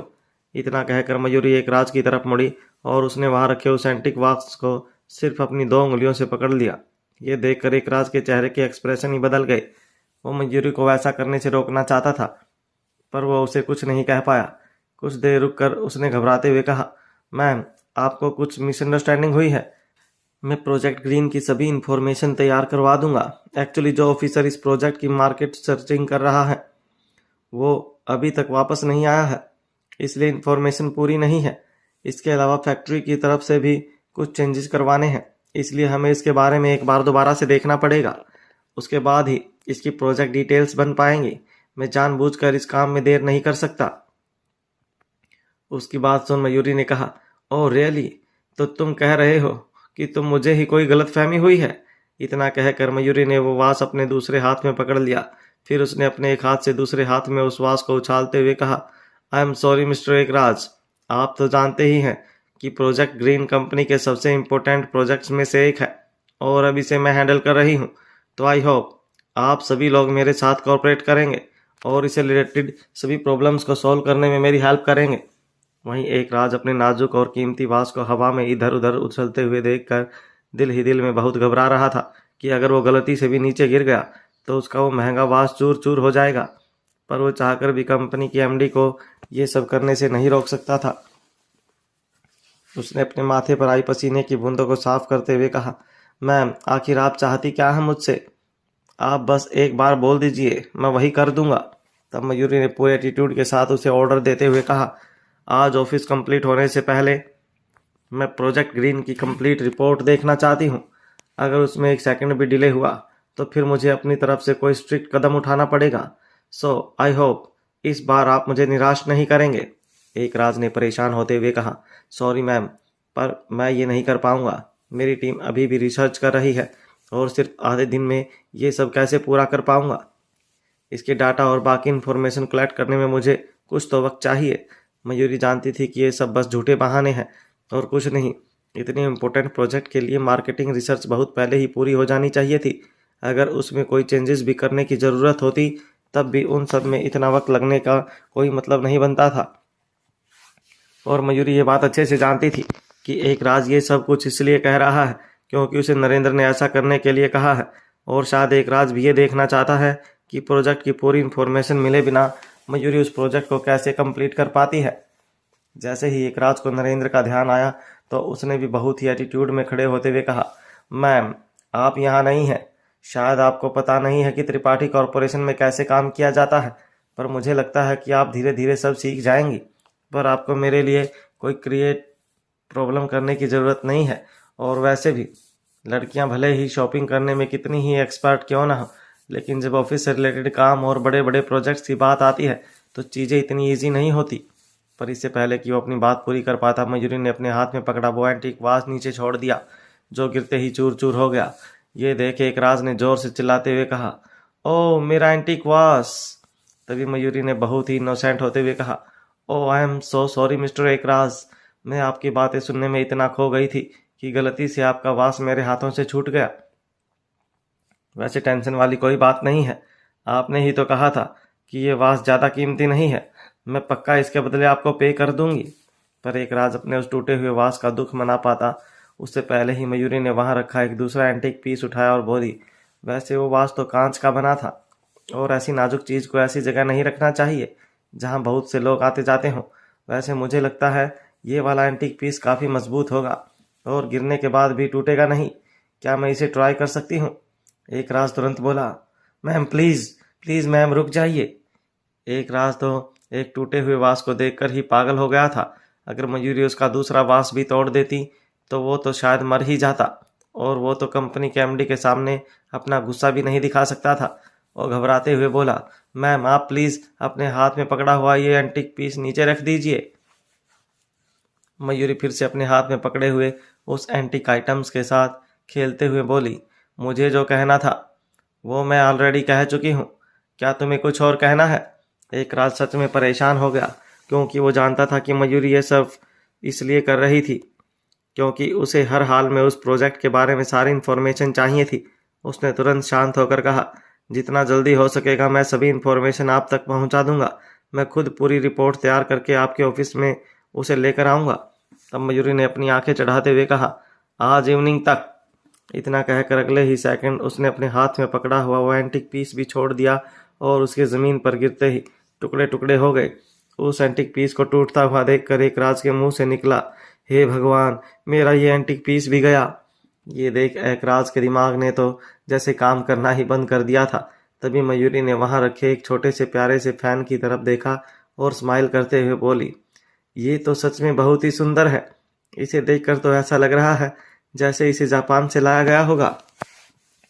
इतना कहकर मयूरी ने उस फैन की तरफ अपना हाथ बढ़ाया और उसे देखने लगी। तभी एक राज ने तुरंत कहा, मैम आपको फिक्र करने की कोई ज़रूरत नहीं है, मैं डिपार्टमेंट के सभी लोगों को अभी काम पर लगा देता हूँ और आज शाम होने से पहले ही मैं आपको पूरी रिपोर्ट तैयार करवा करके दे दूँगा। और यकीन रखिए इस बार उसमें से एक सिंगल इन्फॉर्मेशन भी आपको गायब नहीं मिलेगी। मयूरी ने स्माइल करते हुए कहा, थैंक यू मिस्टर एकराज, पर आज इवनिंग तक काम हो जाना चाहिए। उसकी बात सुन और उसके एटीट्यूड को देखकर एक राज ने अपने मन में कहा, किसने कहा ये लड़की इस फील्ड में गई नहीं है, इसे देखकर तो लगता है जैसे इसने अच्छे अच्छों को सबक सिखाया होगा। अब एक राज एक सेकंड की भी देरी नहीं करना चाहता था। उसने तुरंत मार्केटिंग डिपार्टमेंट के लोगों को बुलाया और सारी इन्फॉर्मेशन मयूरी को भिजवाने के लिए कह दिया।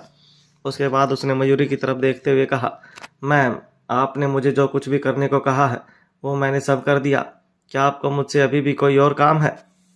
तब मयूरी ने उसे कुछ नहीं कहा और बस ना में अपना सिर हिला दिया।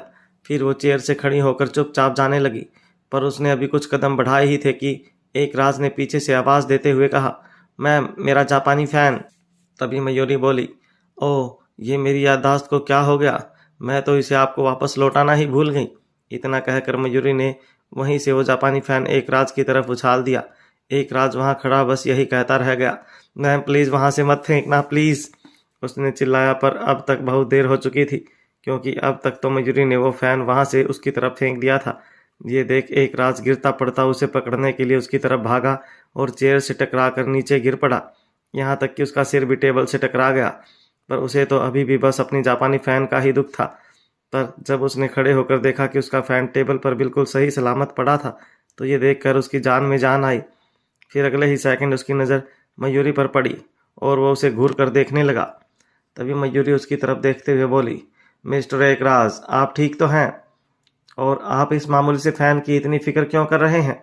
अगर आपको ये इतना ही पसंद है तो मैं आपको ऐसे बहुत सारे फ़ैन्स खरीद कर दे सकती हूँ। ऐसे फैंस बाहर संडे मार्केट में फुटपाथ पर 10-10 रुपए में बिकते हैं। उसकी बात सुनकर भी एक राज उसे कुछ नहीं बोल पाया, पर उसने अपने मन में कहा, मैंने ये जापानी फ़ैन एक ऑक्शन में बहुत ऊंचे रेट्स में ख़रीदा था, और ये कोई मामूली नॉर्मल सा जापानी फ़ैन नहीं है, बल्कि इस पर जापान की बहुत पुरानी कारीगरी की हुई है। एक राज त्रिपाठी कॉरपोरेशन में मैनेजर की पोस्ट पर काम करता था, और नॉर्मली देखा जाए तो एक मैनेजर की सैलरी इतनी नहीं होती कि वो इतने महंगे और एंटीक आइटम्स खरीद सके। इसका मतलब साफ था कि एक राज पैसे कमाने के लिए गलत तरीके से काम करता था, पर वो इस बारे में मयूरी को नहीं बता सकता था। वो उससे बोला, मैम थैंक यू, पर मुझे बस यही फ़ैन पसंद है। वैसे भले ही एक मामूली सा और नॉर्मल सा दिखने वाला फ़ैन है, पर इस पर लिखे शब्द मुझे बहुत पसंद है, और इसलिए मैं इसे बहुत संभाल कर रखता हूँ। हालांकि मयूरी को भी एक नज़र में ही पता लग जाता था कि कौन सा एंटीक असली है और कौन सा नकली।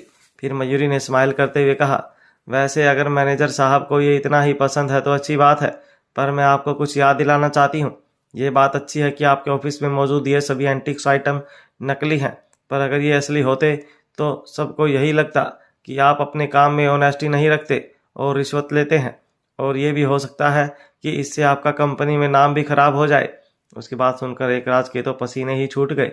उसे आज तक यही लगता था कि वो नरेंद्र के लिए काम करता है, इसलिए वो इस ऑफिस का इंचार्ज है, पर अचानक मयूरी के आने से तो उसकी हालत ही खराब हो गई थी। ये बात किसी ने एक्सपेक्ट नहीं की थी कि मयूरी इतनी ज़्यादा तेज़ तर्रार होगी, और अगर उसने ये बात कही थी तो इसका मतलब साफ था कि वो ज़रूर इस बारे में सब कुछ जानती है। तब एक राज ने अजीब तरह से हंसते हुए कहा, मैम आप बिल्कुल सही कह रही हैं, मैं आगे से इस बात का ध्यान रखूंगा। फिर मयूरी ने उसे घूरते हुए देखा और बोली, अरे मैनेजर साहब, ये आप कैसी बातें कर रहे हैं? मैं तो यहाँ बिल्कुल नहीं हूँ, और मुझे तो अभी आपसे बहुत कुछ सीखना है। इतना कहकर वो तुरंत वहां से चली गई। मयूरी के जाने के बाद कहीं जाकर एक राज ने चैन की सांस ली। वो पसीने में भीगा हुआ था और खुद से ही बड़बड़ाते हुए कह रहा था, ये नई लड़की क्या ही बिगाड़ लेगी मेरा।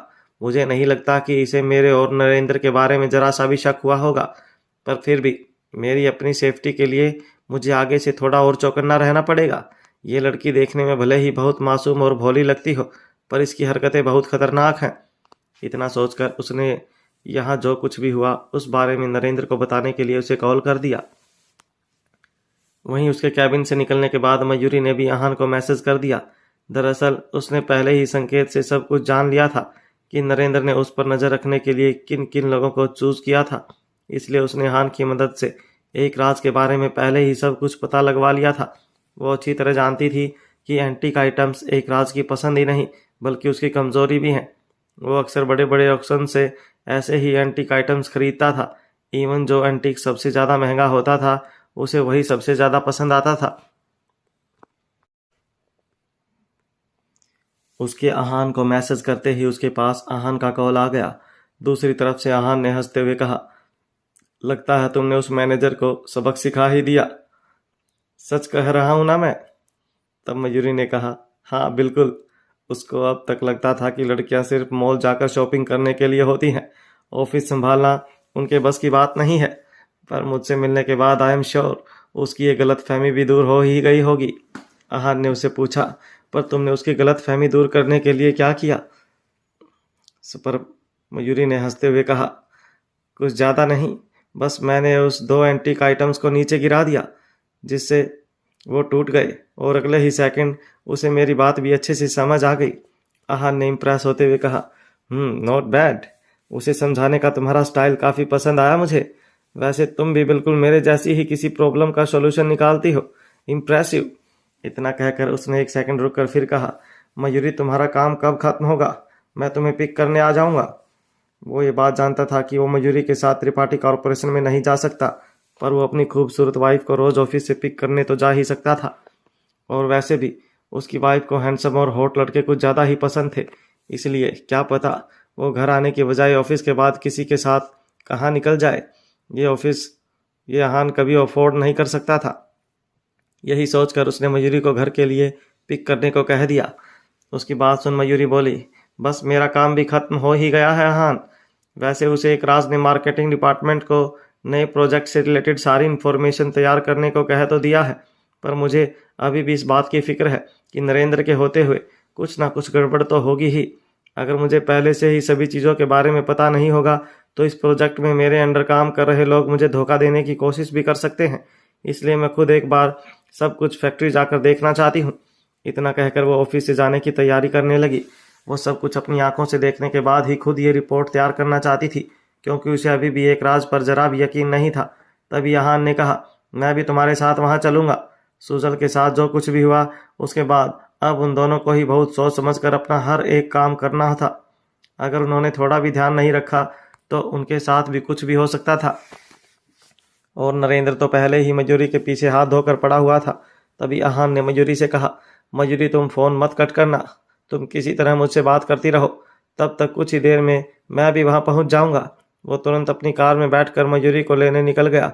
फिर उसने अपने फ़ोन से एयरपोर्ट को कनेक्ट किया और मयूरी से आगे बात करने लगा। और बताओ मयूरी, आज ऑफिस में कुछ गड़बड़ तो नहीं हुई?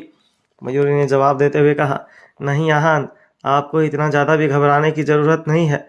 और हाँ, मैंने जस्ट कुछ सेकंड्स पहले ही फैक्ट्री जाने का प्लान बनाया है, इसलिए इस बारे में मेरे और आपके अलावा और कोई नहीं जानता। समझाई छे कि रिपीट करूं? पर कुछ सेकंड्स रुक कर उसने फिर कहा, ओ हाँ, मुझे कुछ याद आया। आज सच में कुछ ऐसा हुआ था जिससे मैं शॉक्ड रह गई। आपको पता है, मिस्टर रायचंद वापस आ गए हैं। जब उन्हें पता लगा कि मुझे चोट लग गई है तो वो मुझसे मिलने आज ऑफिस आए थे। उसी वक्त माही भी मुझसे मिलने आई थी। कहते हुए वो आहान को आज पूरे दिन को जो कुछ भी हुआ वो सब बताने लगी।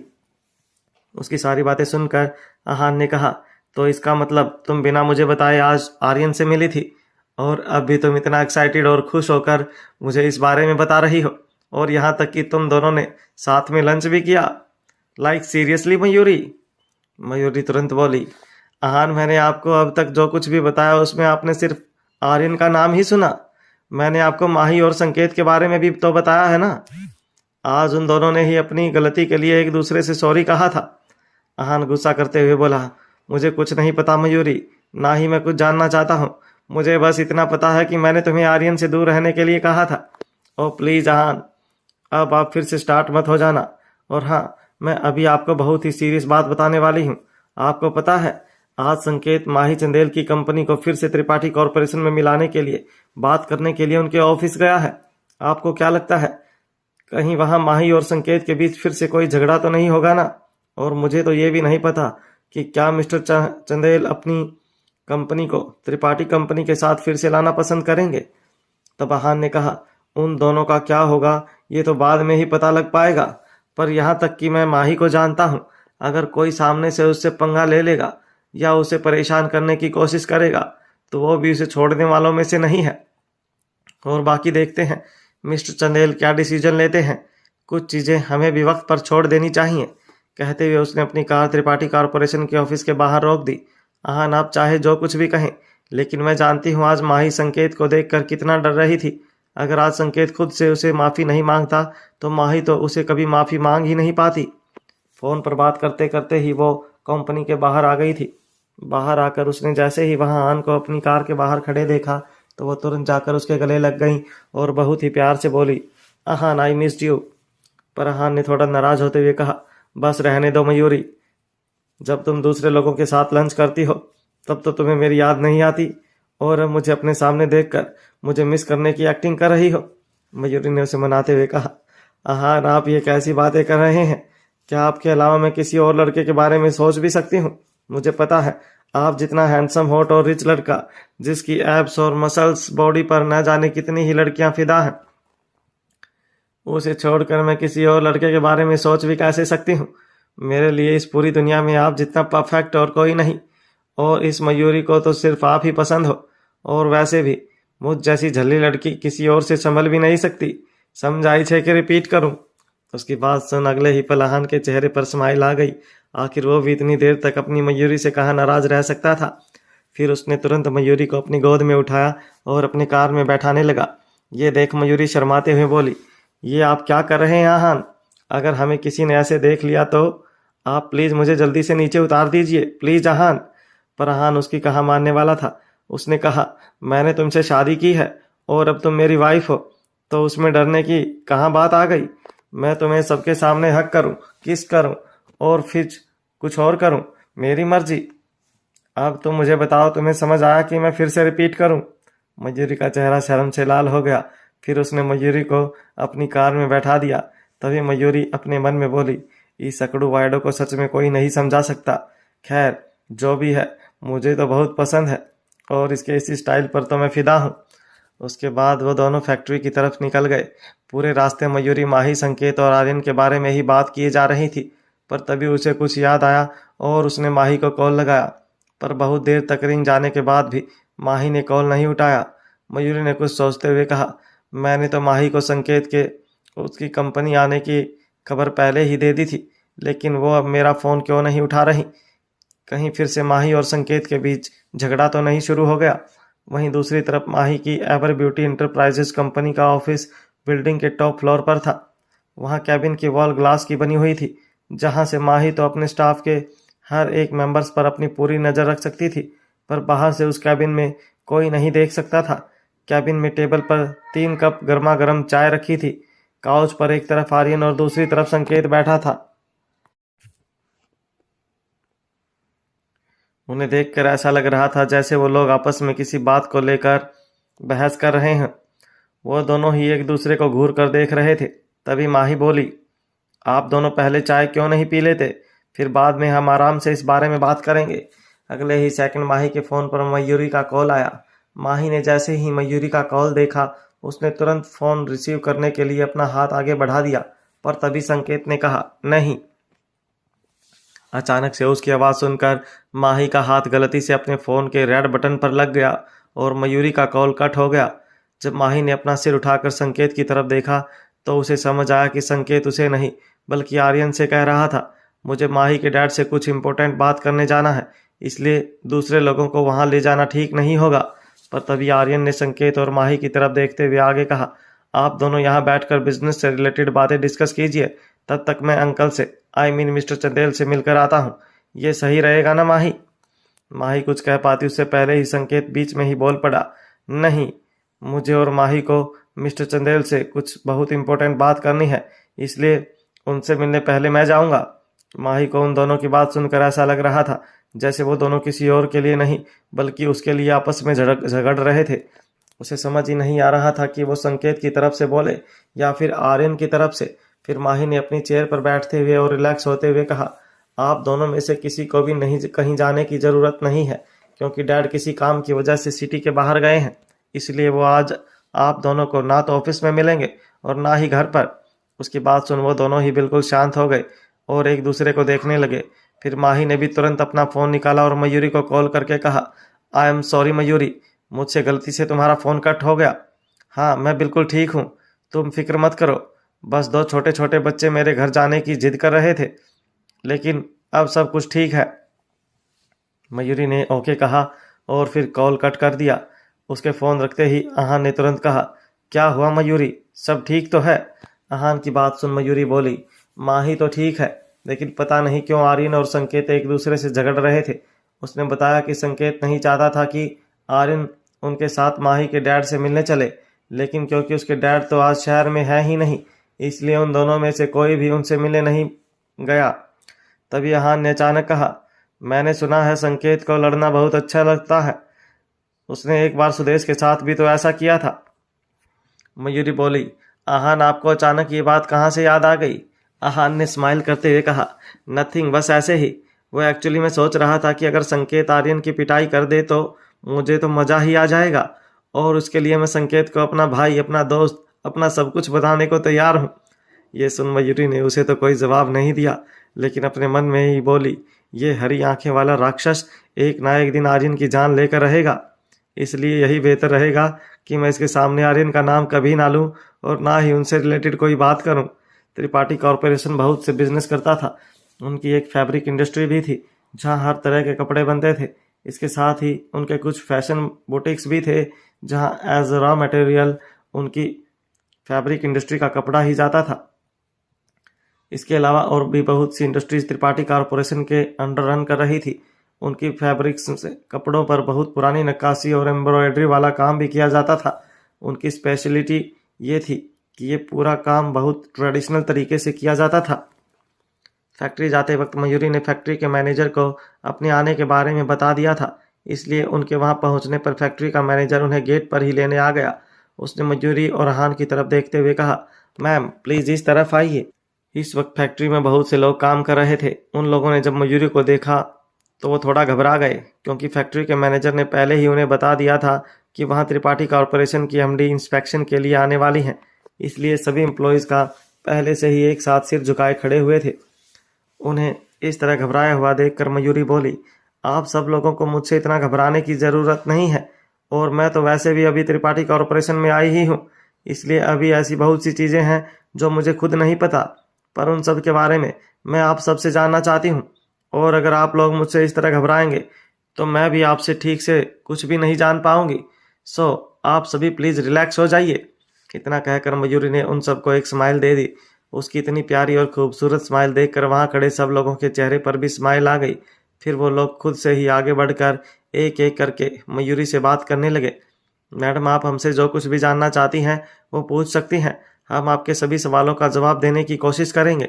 जी मैडम, मैं भी यहाँ काफ़ी सालों से काम कर रहा हूँ। शायद मैं यहाँ तब से काम कर रहा हूँ जब ये फैक्ट्री शुरू हुई थी। इसलिए मैडम, अगर आपको कुछ भी पूछना हो या जानना हो तो आप मुझे बता दीजिएगा। जी मैम, मुझे भी यहाँ काम करते हुए 10 से भी ज़्यादा साल हो गए हैं। उन्हें इस तरह बातें करते देखकर मयूरी को काफ़ी अच्छा लग रहा था। हालांकि उसने यह एक्सपेक्ट नहीं किया था कि यहाँ फैक्ट्री में सभी वर्कर्स को काम करते हुए 10 से भी ज़्यादा साल हो गए होंगे। वो हैरान होकर फैक्ट्री के मैनेजर की तरफ देखने लगी। फैक्ट्री के मैनेजर का नाम कपिल था और सभी वर्कर्स उन्हें मैनेजर साहब ही कहकर बुलाते थे। कपिल को खुद यहाँ फैक्ट्री में मैनेजर के तौर पर काम करते हुए 25 साल हो चुके थे, इसलिए वर्कर्स भी उनकी बहुत रिस्पेक्ट करते थे। मयूरी को हैरान देखकर मिस्टर कपिल ने कहा, मैडम, इस फैक्ट्री में काम करने वाले ज़्यादातर लोग कई पीढ़ियों से बस यही काम करते आ रहे हैं। इन लोगों के लिए यहाँ काम करना सिर्फ कमाई का जरिया ही नहीं, बल्कि इनके पूर्वजों की अमानत भी है। इन लोगों के इमोशंस इस काम से जुड़े हुए हैं और इसलिए पीढ़ी दर पीढ़ी ये लोग इसी काम में लगे रहते हैं, और कई लोग तो ये काम करते हुए अपनी पूरी ज़िंदगी तक यहाँ निकाल देते हैं। मिस्टर कपिल की बात सुनकर मयूरी को अपनी फैमिली बिजनेस पर प्राउड हो रहा था। उसे अब समझ आ चुका था कि उसके पप्पा जी उनके ट्रेडिशनल बिजनेस को ही बढ़ावा देने पर इतना जोर क्यों देते आए थे। आजकल की नई मशीनें और टेक्नोलॉजीज आने की वजह से किसी भी काम में वो पुरानी वाली बात ही नहीं रही थी। पर चाहे ज़माना कितना भी मॉडर्न क्यों ना हो जाए, पर कुछ चीज़ें लोगों के इमोशंस के साथ जुड़ी होती हैं और उन्हें वही पसंद आती हैं। और इसी बात का ध्यान रखने के लिए पप्पा जी ने हमेशा अपने बिजनेस को बिल्कुल ट्रेडिशनल तरीके से ही करना पसंद किया था। उनका यह भी मानना था कि अपने देश की परंपरा को आगे बढ़ाना एक गर्व की बात है। मिस्टर कपिल ने उससे कहा, मयूरी मैम, सच कहूँ तो आपके आने की खबर सुनने के बाद हम सब लोग बहुत ज़्यादा घबरा गए थे। हम सबको यही लग रहा था कि आप आज के ज़माने की लड़की हैं और इसलिए आप यहाँ नई मशीनों से प्रोडक्शन करवाना चाहती हैं, ना कि ट्रेडिशनल तरीके से। हमें तो ये भी सुनने में आया था कि बहुत से पुराने वर्कर्स को काम से निकाल दिया जा रहा है, इसलिए हम सब लोग बहुत ज़्यादा डर गए थे। उनकी बात सुनकर मयूरी तुरंत बोली, पर आपको ऐसा किसने बताया? फिर वो बाकी वर्कर्स की तरफ भी देखने लगी। उन सब वर्कर्स की आंखों में बस यही सवाल था कि आखिर वो उन्हें काम से क्यों निकालना चाहती थी। मयूरी ये बात अच्छे से जानती थी कि इस फैक्ट्री में जो प्रोजेक्ट चल रहा है वो त्रिपाठी कॉरपोरेशन का सबसे पुराना और सबसे इम्पोर्टेंट प्रोजेक्ट है, और पप्पा जी के रहते हुए इस प्रोजेक्ट को बंद कर पाना इम्पॉसिबल था। तो फिर अचानक फैक्ट्री को बंद करने की बात कहाँ से आ गई थी, और इन वर्कर्स को उन्हें काम से निकलाने की बात किसने की? मयूरी मिस्टर कपिल से ये सब कुछ पूछना चाहती थी कि तभी उन्होंने उसकी तरफ एक डॉक्यूमेंट बढ़ा दिया और कहा, ये डॉक्यूमेंट मुझे फाइनेंस डिपार्टमेंट की तरफ से भेजा गया है। उनका कहना है कि हमारी फैक्ट्री से होने वाला प्रॉफिट दूसरी फैक्ट्री के मुकाबले बहुत कम है, और अगर इस साल भी ये प्रोडक्शन किया गया तो हमारी कंपनी को बहुत ज़्यादा लॉस हो सकता है। कुछ देर रुककर उसने थोड़ा झिझकते हुए कहा, ये बात हमें खुद मिस्टर त्रिपाठी ने कही है। मैंने उनसे बहुत रिस्पेक्ट की थी कि वो इस फैक्ट्री को बंद ना करे, पर उन्होंने हमारी बात नहीं मानी। उन्होंने बस हमें कुछ टाइम की मोहलत दी है। अगर हम इस बार भी अच्छा प्रॉफिट नहीं कर पाए तो वो ये फैक्ट्री। कहते हुए मिस्टर कपिल चुप हो गए। फिर मयूरी ने उनके हाथ से वो डॉक्यूमेंट लिए और उन्हें देखने लगी। भले ही मयूरी को आए हुए अभी ज़्यादा वक्त ना हुआ हो, लेकिन वो अब तक इतना तो जान चुकी थी कि त्रिपाठी कॉरपोरेशन की किसी भी फैक्ट्री की कंडीशन इतनी ख़राब तो नहीं थी कि उसे बंद करना पड़े। और फिर ये फैक्ट्री तो उनके सबसे इम्पोर्टेंट प्रोजेक्ट में से एक थी। अगर इसकी ठीक से मार्केटिंग की जाए तो इस फैक्ट्री की सेल्स को इंक्रीज़ किया जा सकता था पर मयूरी को ये बात समझ नहीं आई कि आखिर इस फैक्ट्री की रिस्पॉन्सिबिलिटी नरेंद्र के हाथ में आने के बाद ऐसा क्या हुआ कि इसे बंद करने की नौबत आ गई। और अगर ये फैक्ट्री बंद ही करनी थी तो फिर उसे ये क्यों बताया गया कि यहाँ चलने वाला प्रोजेक्ट कंपनी का सबसे इम्पोर्टेंट प्रोजेक्ट है। पर इस वक्त उसने मिस्टर कपिल को इस बारे में कोई जवाब नहीं दिया और बस उसे फैक्ट्री के सभी डॉक्यूमेंट्स दिखाने को कहा। वो धीरे धीरे सभी डॉक्यूमेंट्स को दिखाने लगी, लेकिन वो जैसे ही डॉक्यूमेंट देख रही थी वैसे वैसे उसके चेहरे के एक्सप्रेशन बदलते जा रहे थे। अब उसके चेहरे पर फिक्र नजर आने लगी थी। जब वहां काम कर रहे वर्कर्स ने मयूरी के चेहरे पर से स्माइल को गायब होते हुए देखा तो वो भी एक बार के लिए घबराने लगे। आहान भी मयूरी की तरफ ही देख रहा था। फिर कुछ देर बाद मयूरी सभी वर्कर्स की तरफ देखते हुए बोली, आप सभी लोग फिक्र मत कीजिए, इस फैक्ट्री को कोई नहीं बंद करेगा और अगर इसमें कोई प्रॉब्लम है भी तो मैं उसके बारे में पता लगाने की पूरी कोशिश करूंगी। अब आप सब लोग वापस जाकर अपना काम कर सकते हैं। Thank you. उसकी बात सुनकर फैक्ट्री में काम कर रहे वर्कर्स के जान में जान आई। सभी वर्कर्स के वापस काम पर जाने के बाद मयूरी और आहान मिस्टर कपिल के ऑफिस में आ गए। वहाँ इस वक्त मिस्टर कपिल और उनका असिस्टेंट ही थे। तभी मयूरी ने उनकी तरफ देखते हुए कहा, मैं चाहती हूँ कि आप मुझे फैक्ट्री के राउंड पर ले चलें ताकि मैं देख सकूं कि यहाँ पर वर्कर्स किस तरह काम करते हैं। ये सुनकर मिस्टर कपिल बोले, श्योर मैम, मैं आपको अभी लेकर चलता हूँ। इतना कहकर वो मयूरी को फैक्ट्री दिखाने के लिए ले गई। इतना ही नहीं, उन्होंने फैक्ट्री के आसपास रहने वाले लोगों से भी मयूरी को मिलाया। वहाँ हर किसी को फैक्ट्री के बने सामान की तारीफ करते हुए देख मयूरी मन ही मन बहुत खुश हो रही थी, लेकिन वो साथ ही साथ ये भी सोच रही थी कि जब लोग उस फैक्ट्री में बन रहे सामान को इतना पसंद कर रहे हैं तो फिर फैक्ट्री बंद होने की नौबत कहाँ से आ गई। फिर उसने मिस्टर कपिल की तरफ देखते हुए कहा, यहाँ पर बनने वाले फैब्रिक में एक खासियत है। भले ही इन्हें बनाने का तरीका एक ही है पर इनका डिज़ाइन बिल्कुल एक दूसरे से डिफरेंट है। मुझे आज भी याद है, बप्पा जी हमेशा अपनी फैक्ट्री से कपड़ा छोटे कारीगरों से लेते थे जो अपने अपने घरों में कपड़ा बनाने का काम करते थे ताकि उन्हें और उनकी कारीगरी को बढ़ावा मिल सके। मैं सही कह रहा हूँ ना मिस्टर कपिल? उनकी बात सुन वो बोले, जी मैम, आप बिल्कुल सही कह रही हैं। बहुत से छोटे छोटे गाँव से हमारी फैक्ट्री में प्रोडक्शन के लिए कपड़ा मंगाया जाता है। वो लोग सच में अपने काम में बहुत टैलेंटेड हैं और उनके जैसा कपड़ा मशीनों से मिलना तो बिल्कुल इम्पॉसिबल है और यही तो हमारा ट्रेडिशन है। बप्पा जी के काम करने का स्टाइल इतना डिफरेंट था जिससे दूर दूर के गाँव में रह रहे लोगों को भी काम मिलता था। आप जानती हैं, जब बप्पा जी के बीमार होने की खबर आई तो मेरे पास हजारों गाँव के लोग बप्पा जी की तबीयत के बारे में पूछने आते थे। उनमें से बहुत से तो उनके बंगले पर भी उनसे मिलने जाते थे, पर आज तक उनमें से कोई भी उनसे नहीं मिल पाया। यहाँ तक कि मुझे भी उनके बीमार होने के बाद एक बार भी उनसे मिलने का मौका नहीं मिला। वैसे इस वक्त बप्पा जी की तबीयत कैसी है? बप्पा जी के काम करने का स्टाइल पूरी फैब्रिक इंडस्ट्री में सबसे अलग था। उन्होंने कभी भी अपनी सेल बढ़ाने के लिए या प्रॉफिट कमाने के लिए बिजनेस नहीं किया, बल्कि वो तो बस हमेशा अपने ट्रेडिशन और कारीगरों को आगे बढ़ाना चाहते थे। इसलिए लोगों के दिलों में भी उनके लिए बहुत ही रिस्पेक्ट और प्यार था। उनकी बात सुन मयूरी ने स्माइल करते हुए कहा, हाँ, अब बप्पा जी की तबीयत में धीरे धीरे काफ़ी इम्प्रूवमेंट हो रहा है। आई होप जल्दी ही आप लोग उनसे दोबारा भी मिल पाएंगे। फिर उसने फैक्ट्री से रिलेटेड एक और बात मिस्टर कपिल से पूछी और उसके बाद वो आहान के साथ वापस वहाँ से चली गई। रास्ते भर मयूरी कार में बिल्कुल चुपचाप बैठी रही। ये बात किसी को नहीं पता थी कि उसके मन में आखिर चल क्या रहा था। उसे इस तरह किसी सोच में डूबा हुआ देखकर आहान ने उससे कहा, मयूरी, तुम आखिर सोच क्या रही हो? क्या मैं तुम्हारी कुछ हेल्प कर सकता हूँ? अगर तुम्हें कोई प्रॉब्लम है तो तुम मुझे बता सकती हो। ये सुन मयूरी ने उसकी तरफ देखा और अपनी आंखें टिमटिमाते हुए कहा, आहान चलिए ना, आज हम लोग कहीं बढ़िया सा खाना खाने चलते हैं। माही ने मुझे एक अच्छे से रेस्टोरेंट के बारे में बताया है और वो यहीं बस आस पास में ही है। और आपको पता है, वो इस सिटी का सबसे फेमस रेस्टोरेंट है।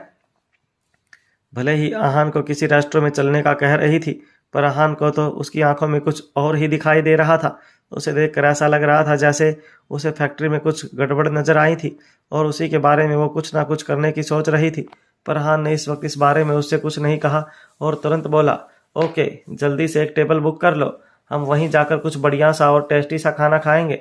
इतना कहकर आहान तुरंत मयूरी के बताए रेस्टोरेंट की तरफ अपनी कार ले जाने लगा। वहां पहुंचकर जैसे ही मयूरी कार से उतरने लगी, उसे अपने सामने कोई जाना पहचाना शख्स खड़ा दिखाई दिया। उसे देख मयूरी बोली, अरे कहीं मेरी आंखों को धोखा तो नहीं हो रहा? ये यहाँ कैसे? ये जाना पहचाना शख्स कोई और नहीं बल्कि आर्यन ही था। उसे वहां देखकर आहान ने गुस्सा होते हुए कहा, मयूरी, लेट्स गो, हम किसी दूसरे रेस्टोरेंट में चलते हैं। पर इससे पहले कि हान वापस अपनी कार स्टार्ट कर पाता, मयूरी कार से बाहर उतर चुकी थी और मयूरी ने आहान की बातें सुने बिना ही अपने सामने खड़े लोगों की तरफ हाथ से इशारा करते हुए कहा, माही, संकेत, आर्यन, क्या आप सब यहाँ डिनर के लिए आए हैं? अच्छा हुआ, आज हम सब एक साथ डिनर करते हैं, मजा आएगा। आहान ने जैसे ही मयूरी को उन सब की तरफ जाते हुए देखा तो आहान भी जल्दी से अपनी कार से निकलकर बाहर आ गया और उसके पीछे पीछे जाने लगा। पर इससे पहले कि मयूरी आगे बढ़कर माही को हग कर पाती, आहान ने उसे तेजी से पीछे खींचकर अपने करीब ले आया और उसे कसकर कमर से पकड़ लिया। फिर वो खुद को नॉर्मल रखने की कोशिश करने लगा, क्योंकि वो जब भी मयूरी को किसी के भी करीब जाता हुआ देखता तो उसे बहुत गुस्सा आने लगता था। आर्यन, संकेत और माही को देखकर लग रहा था जैसे वो लोग भी बस अभी अभी वहां पहुंचे थे।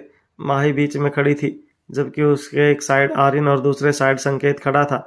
आर्यन के चेहरे पर आज भी हमेशा की तरह एक हल्की सी स्माइल थी, तो वहीं संकेत आज भी एज यूजुअल चुप खड़ा था। तभी माही ने मयूरी की तरफ देखते हुए कहा, तुम लोग आज यहाँ कैसे? जब मैंने तुम्हें पहले यहाँ आने को कहा था तब तो तुमने मुझे मना कर दिया था।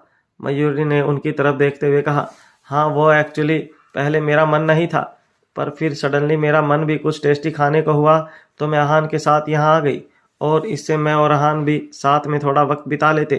पर देखो, हम सब साथ में यहाँ मिल गए। चलो अब साथ में खाना एंजॉय करते हैं। उसने माही के थोड़ा करीब जाकर बहुत ही धीमी आवाज में कहा, क्या तुम तीनों आज पूरे दिन साथ में ही घूम रहे हो? सच में आज तो माही की किस्मत बहुत चमक रही है। इसे एक नहीं बल्कि दो दो हैंडसम लड़कों की कंपनी मिल रही है। मयूरी ये सोच सोच कर हैरान थी। तभी माही ने बहुत ही सीरियस होकर कहा, मयूरी, तुम्हें अपना वो वाला दिमाग लगाने की ज़रूरत नहीं है। हम बस नॉर्मल फ्रेंड्स हैं। ना तो आर्यन मुझे लाइक करता है और ना ही संकेत। तुझे पता है, आज मैंने जितनी बार भी संकेत से किसी बिजनेस प्रोजेक्ट के बारे में ओपिनियन लेने की कोशिश की, उतनी बार ही वो मुझे घूर कर देखने लगता। मैं ये देखकर इतना परेशान हो गई कि मुझे हम दोनों के बीच का माहौल ठीक करने के लिए इन्हें यहाँ खाने पर लाना पड़ा। और आर्यन भी आज हम दोनों के साथ वहीं पर था। पर आई स्वेयर, अगर मैं इस इंसान से और मिलती रही तो आई फील मैं ज़्यादा वक्त तक जिंदा नहीं रह पाऊंगी। एक दूसरे से मिल लेने के बाद और थोड़ी बातें कर लेने के बाद वो सभी लोग उस रेस्टोरेंट में चले गए। माही के अलावा बाकी सभी लोग यहाँ फर्स्ट टाइम आए थे। ये रेस्टोरेंट काफ़ी हाई क्लास था और यहाँ बहुत शांति भी थी। वहाँ लगा फर्नीचर और इंटीरियर काफ़ी सिंपल पर अट्रैक्टिव लुक देने वाला था। तभी आर्यन ने एक चेयर खींची और माही को वहाँ बैठाने का इशारा किया। कुछ ही देर में वहाँ एक वेटर मेनू लेकर आ गया। माही ने आर्यन की खींची चेयर पर बैठते हुए कहा, यहाँ हर रोज़ मेनू चेंज होता है, इसलिए आज मेनू में जो डिशेज हैं हम सिर्फ वही ऑर्डर कर सकते हैं। बट ट्रस्ट मी, यहाँ का खाना इतना ज़्यादा टेस्टी है कि एक बार खाने के बाद तुम सब लोग अपनी उंगलियां चाटते रह जाओगे और बार बार यहाँ आना पसंद करोगे। उसकी बात सुनते हुए आर्यन भी माही के बिल्कुल साथ वाली चेयर पर बैठ गया। ये देखकर संकेत भी अगले ही सेकंड माही के दूसरी तरफ वाली चेयर पर बैठ गया। खुद को उन दोनों के बीच फंसा हुआ देखकर माही को थोड़ा अजीब तो लग रहा था, लेकिन फिर वो कुछ नहीं बोली और जल्दी से मेनू उठाकर खाना ऑर्डर करने लगी। फिर कुछ डिशेस ऑर्डर करने के बाद वो आर्यन और संकेत की तरफ देखते हुए बोली, अगर आप लोग कुछ और भी ऑर्डर करना चाहते हैं तो ऑर्डर कर सकते हैं। आज का खाना मेरी तरफ से आप दोनों के लिए ट्रीट है, क्योंकि आज आप दोनों ने ऑफिस में भी मेरी काफ़ी हेल्प की थी। सो प्लीज़, फॉर्मेलिटी की कोई ज़रूरत नहीं है। उसकी बात सुनकर आर्यन ने अपने सामने रखा पानी का गिलास उठाते हुए और मजाक करते हुए कहा, मिस्टर हान रायजादा आज खुद यहाँ हमारे साथ हैं, तो तुम प्लीज़ उनसे बिल छीनने की कोशिश मत करो, वरना वो नाराज़ हो जाएंगे। आर्यन को माही से इतने प्यार से और फ्रेंडली होकर बात करते हुए देख संकेत को मन ही मन बहुत गुस्सा आ रहा था, पर वो उसकी बात को काटने की बजाय उसकी हाँ में हाँ मिलाते हुए बोला, डेफिनेटली मिस्टर हान, हम सबसे बहुत ज़्यादा स्ट्रांग और पावरफुल हैं, इसलिए मुझे भी यही लगता है कि उनके होते हुए तुम्हारा हम दोनों का बिल पे करना सही नहीं होगा। इतना कहकर उसने वहां खड़े वेटर को इस रेस्टोरेंट की सबसे महंगी रेड वाइन की बोतल लाने को कहा। यह रेस्टोरेंट कोई ऑर्डिनरी रेस्टोरेंट नहीं था, बल्कि इस शहर का सबसे फेमस और हाई क्लास रेस्टोरेंट था, इसलिए वहां मिलने वाली रेड वाइन भी बाकी जगह से काफ़ी महंगी और हाई क्लास थी। आहान और मयूरी उन सब की बातें बहुत शांति से सुन रहे थे। हालांकि वो जो कुछ भी कह रहे थे वो बिल्कुल सच था कि आहान सूरत की बहुत ही फेमस और पावरफुल पर्सनैलिटी था, और वो तो एक मार्शल आर्टिस्ट भी रह चुका था, इसलिए उसे बहुत से लोग भी जानते थे। आहान के लिए छोटे मोटे खर्चे कोई मैटर नहीं करते थे, और उसने तो पहले ये सोच रखा था कि वो सारा बिल खुद पे करेगा। पर जब आहान ने संकेत को अचानक से आर्यन का साथ देते हुए देखा तो वो मयूरी के करीब जाकर बैठ गया और अपनी आंखें चढ़ाते हुए सबकी तरफ देखकर बोला, ये संकेत कि मुझे स्ट्रॉन्ग कहने का क्या मतलब है? मैं इतना भी रिच और पावरफुल नहीं हूँ, क्योंकि मुझे अभी बहुत सारे पैसे सेव करने हैं और मेरी वाइफ की विश लिस्ट भी बहुत बड़ी है। उसके लिए मुझे बहुत पैसा कमाना पड़ेगा। मेरी वाइफ की लिस्ट में हर दिन हैंडसम लड़कों के नाम बढ़ते जाते हैं, इसलिए उन्हें इम्प्रेस करने के लिए उसे मेरे बहुत सारे पैसे की ज़रूरत पड़ेगी ना। और मैं तो अभी बहुत ज़्यादा गरीब हूँ और यहाँ बस फ्री का खाना खाने आया हूँ। इसलिए मैं तुम्हें पहले ही बता देता हूँ, मैं यहाँ किसी पर एक पैसा भी खर्च नहीं करने वाला, चाहे तुम मुझसे बदले में कुछ और मांग लो। आहान की बात सुनकर सब लोग हैरान होकर उसे देखने लगे। फिर जब वेटर रेड वाइन की बोतल लेकर आया तो आहान ने उस रेड वाइन की बोतल की तरफ इशारा करते हुए कहा, किसी को भी मेरे लिए एक बूंद भी रेड वाइन डालने की ज़रूरत नहीं है, क्योंकि मैं इतनी महंगी शराब अफोर्ड नहीं कर सकता। मैं तो अपनी वाइफ के साथ यहाँ आराम से सस्ती सी चाय पीकर ही खुश हूँ। पर जिसे इतनी महंगी वाइन पीनी है वो खुद से उसका बिल पे कर देना। आज आहान का बिहेवियर सच में बहुत ज़्यादा अजीब था, पर उसकी बात सुनकर भी किसी ने कुछ नहीं कहा और मयूरी तो उसे बहुत अजीब तरह से देखे जा रही थी। जल्द ही वहाँ खाना भी आ गया, लेकिन कुछ देर पहले जो आर्यन और संकेत एक दूसरे की टीम बनकर एक दूसरे को सपोर्ट कर रहे थे, वो अचानक आपस में आर्गूमेंट करने लगे। उस आर्गूमेंट का टॉपिक था कि माही को पहले सूप पीना चाहिए या फिर पनीर टिक्का खाना चाहिए। आर्यन माही से कह रहा था, माही ये लो, तुम्हें पहले ये पनीर टिक्का ट्राई करना चाहिए। तभी संकेत बोला, माही पहले तुम्हें ये गर्म सूप पीना चाहिए। आर्यन और संकेत एक दूसरे की बात को काटने की कोशिश कर रहे थे और आहान अपने चेयर पर बैठकर ये पूरा ड्रामा देख रहा था। वो भी बीच बीच में आर्यन को हराने के लिए संकेत का साथ दे रहा था। उन तीनों को देखकर ऐसा लग रहा था जैसे वो तीनों कोई 4 साल के छोटे बच्चे बन गए हों। झगड़े में उन तीनों को ये भी नहीं पता लग पा रहा था कि माही कब अपनी सीट से खड़ी होकर मयूरी के पास जाकर बैठ गई थी। वहीं मयूरी तो बहुत अजीब तरह से टेबल पर रखी अलग अलग डिशेज को टेस्ट करने में बिजी थी। वो वहाँ रखी डिशेज को बार बार टेस्ट करती और फिर मेनू कार्ड में उसकी प्राइस देखने लगती। उसे इतना अजीब बिहेव करते हुए देख माही बोली, मयूरी आखिर तुम कर क्या रही हो और इस तरह ये मेनू कार्ड देखते हुए खाना क्यों खा रही हो? और जरा तुम इन तीनों को तो देखो जो कैसे बच्चों की तरह झगड़ा कर रहे हैं। तुम इन तीनों को रोकने के लिए कुछ तो करो। उसकी बात सुनकर मयूरी ने कुछ सोचते हुए कहा, छोड़ो उन्हें, ये तीनों कोई छोटे बच्चे नहीं हैं जो मैं इन्हें चुप करवाने के लिए कुछ करूं। कुछ देर में वो अपने आप शांत हो जाएंगे। पर तुम्हें नहीं लगता कि यहाँ का खाना कुछ ज़्यादा ही महंगा है? मैंने अभी भी डिशेज को बहुत ध्यान से चेक किया है। 1-2 डिशेज को छोड़कर बाकी सभी चीज़ें नॉर्मल चीज़ों से बनी हैं, पर यहाँ की हर डिश की प्राइस बाकी जगहों से बहुत ज़्यादा है। माही ने तुरंत उसके हाथ से मेनू कार्ड लिया और हाँ में अपना सर हिलाते हुए बोली, हाँ तुम कहे तो सही रही हो, यहाँ सब कुछ थोड़ा ज़्यादा ही महंगा है, बट ये रेस्टोरेंट इस शहर का सबसे हाई क्लास और स्टाइलिश रेस्टोरेंट है और ये रेस्टोरेंट अपने क्लास और स्टाइल की वजह से ही इतना पॉपुलर है, ना कि अपने खाने की वजह से। और ये बात तो तुम भी फील कर सकती हो कि यहाँ का एम्बियंस बाकी रेस्टोरेंट्स के कंपैरिजन में कितना डिफरेंट है। अगर तुम सिर्फ खाने के बारे में सोचोगी तो तुम्हें ज़रूर ये बहुत महंगा लगेगा, लेकिन अगर तुम बाकी सब चीज़ों को भी देखोगी तो तुम्हें ये ज़रूर पसंद आएगा। बाकी माही का कहना भी बिल्कुल ठीक था। कुछ रेस्टोरेंट्स में खाने की क्वालिटी के साथ साथ बाकी सभी चीज़ें भी मैटर करती हैं, जो उसे बाकी रेस्टोरेंट से काफ़ी अलग बना देती हैं। उसकी बात सुनकर मयूरी सोच में पड़ गई। दरअसल प्रोजेक्ट ग्रीन में भी फैब्रिक ऐसे ही तैयार किया जाता था, उसकी भी यही स्पेशलिटी थी।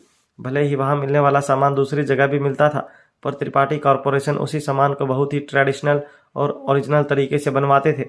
उनके यहाँ तैयार होने वाला सारा सामान बिल्कुल प्योर होता था, वो किसी का भी कॉपी किया हुआ स्टाइल नहीं होता था।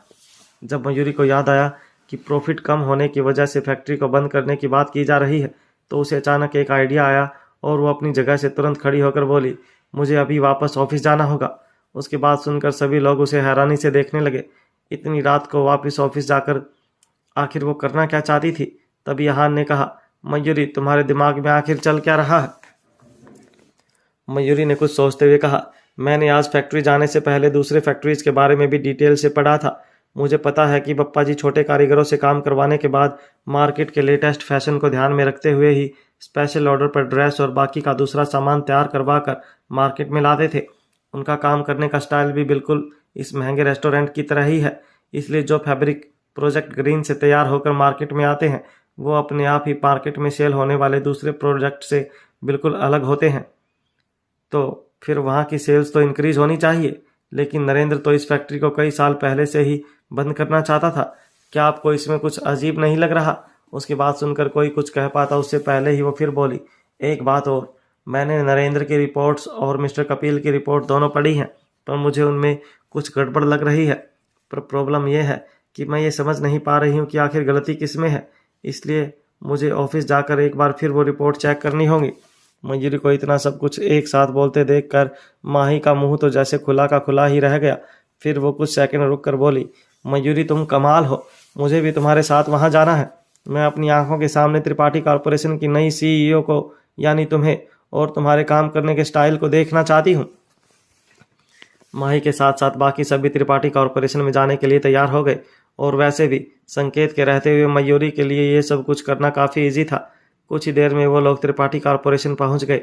ऑफिस में आते ही संकेत ने अपना लैपटॉप स्टार्ट करते हुए कहा, मैंने प्रोजेक्ट ग्रीन की फैक्ट्री रिपोर्ट पहले भी देखी थी। मुझे अच्छे से याद है कि वहाँ से होने वाली इनकम काफ़ी अच्छी है। इवन उससे कंपनी को भी काफ़ी प्रॉफिट हो रहा है। इतना ही नहीं, इस प्रोजेक्ट में जो भी बिजनेस पार्टनर है उनके रहते हुए अगर हमें प्रॉफिट थोड़ा कम भी हो तब भी उससे कंपनी लॉस में नहीं जा सकती। पर जैसे ही संकेत ने अपने लैपटॉप पर पासवर्ड टाइप किया, वो हैरान हो गया और बोला, शिट, नरेंद्र ने मेरा सिस्टम ब्लॉक कर दिया है।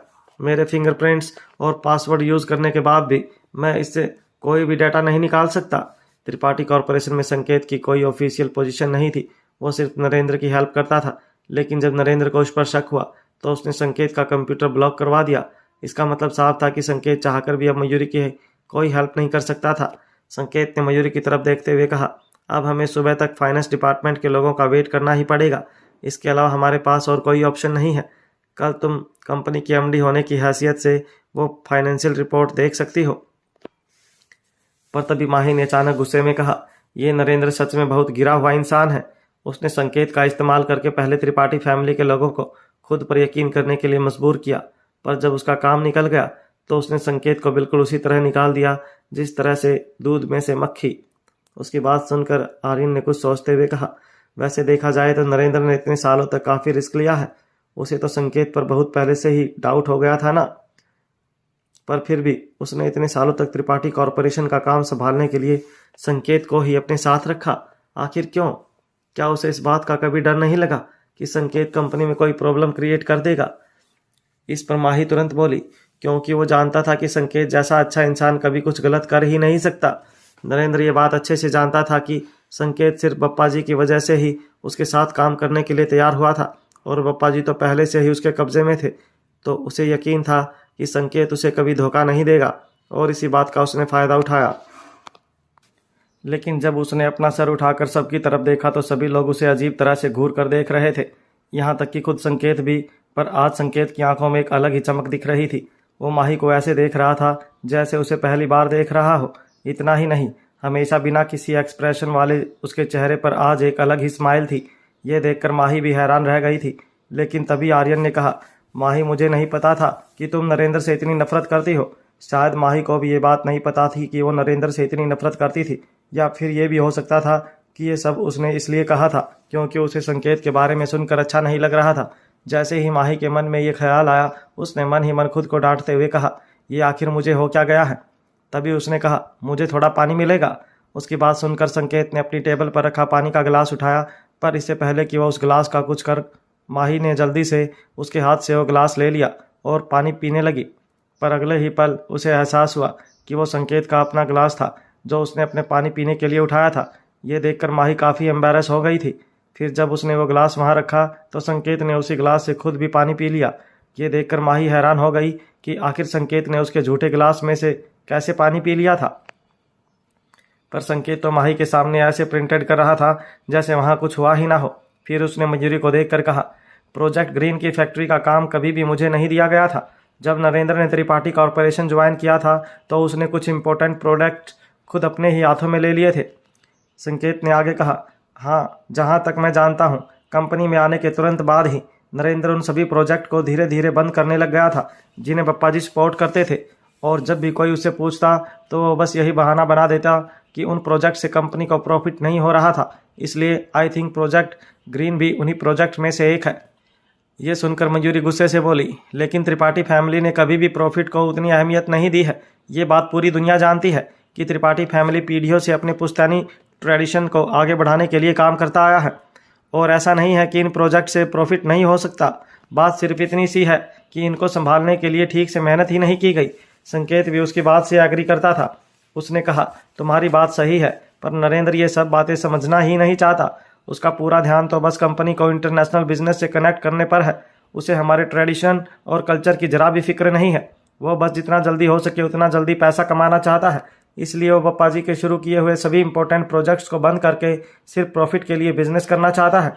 उसका यही रवैया त्रिपाठी कॉरपोरेशन के साथ काम कर रही दूसरी कंपनी को जरा भी पसंद नहीं आया, और इसलिए बहुत सी कंपनियां हमसे अलग हो गई। उसकी बात सुनकर माही बोली, हाँ संकेत सही कह रहा है, हमारी कंपनी का भी त्रिपाठी कॉरपोरेशन से अलग होने का यही एक रीज़न है।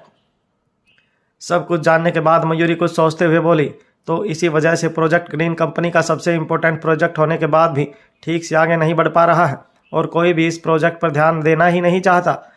ये सुनकर संकेत बोला, ट्रू, प्रोजेक्ट ग्रीन बप्पा जी ने शुरू किया था।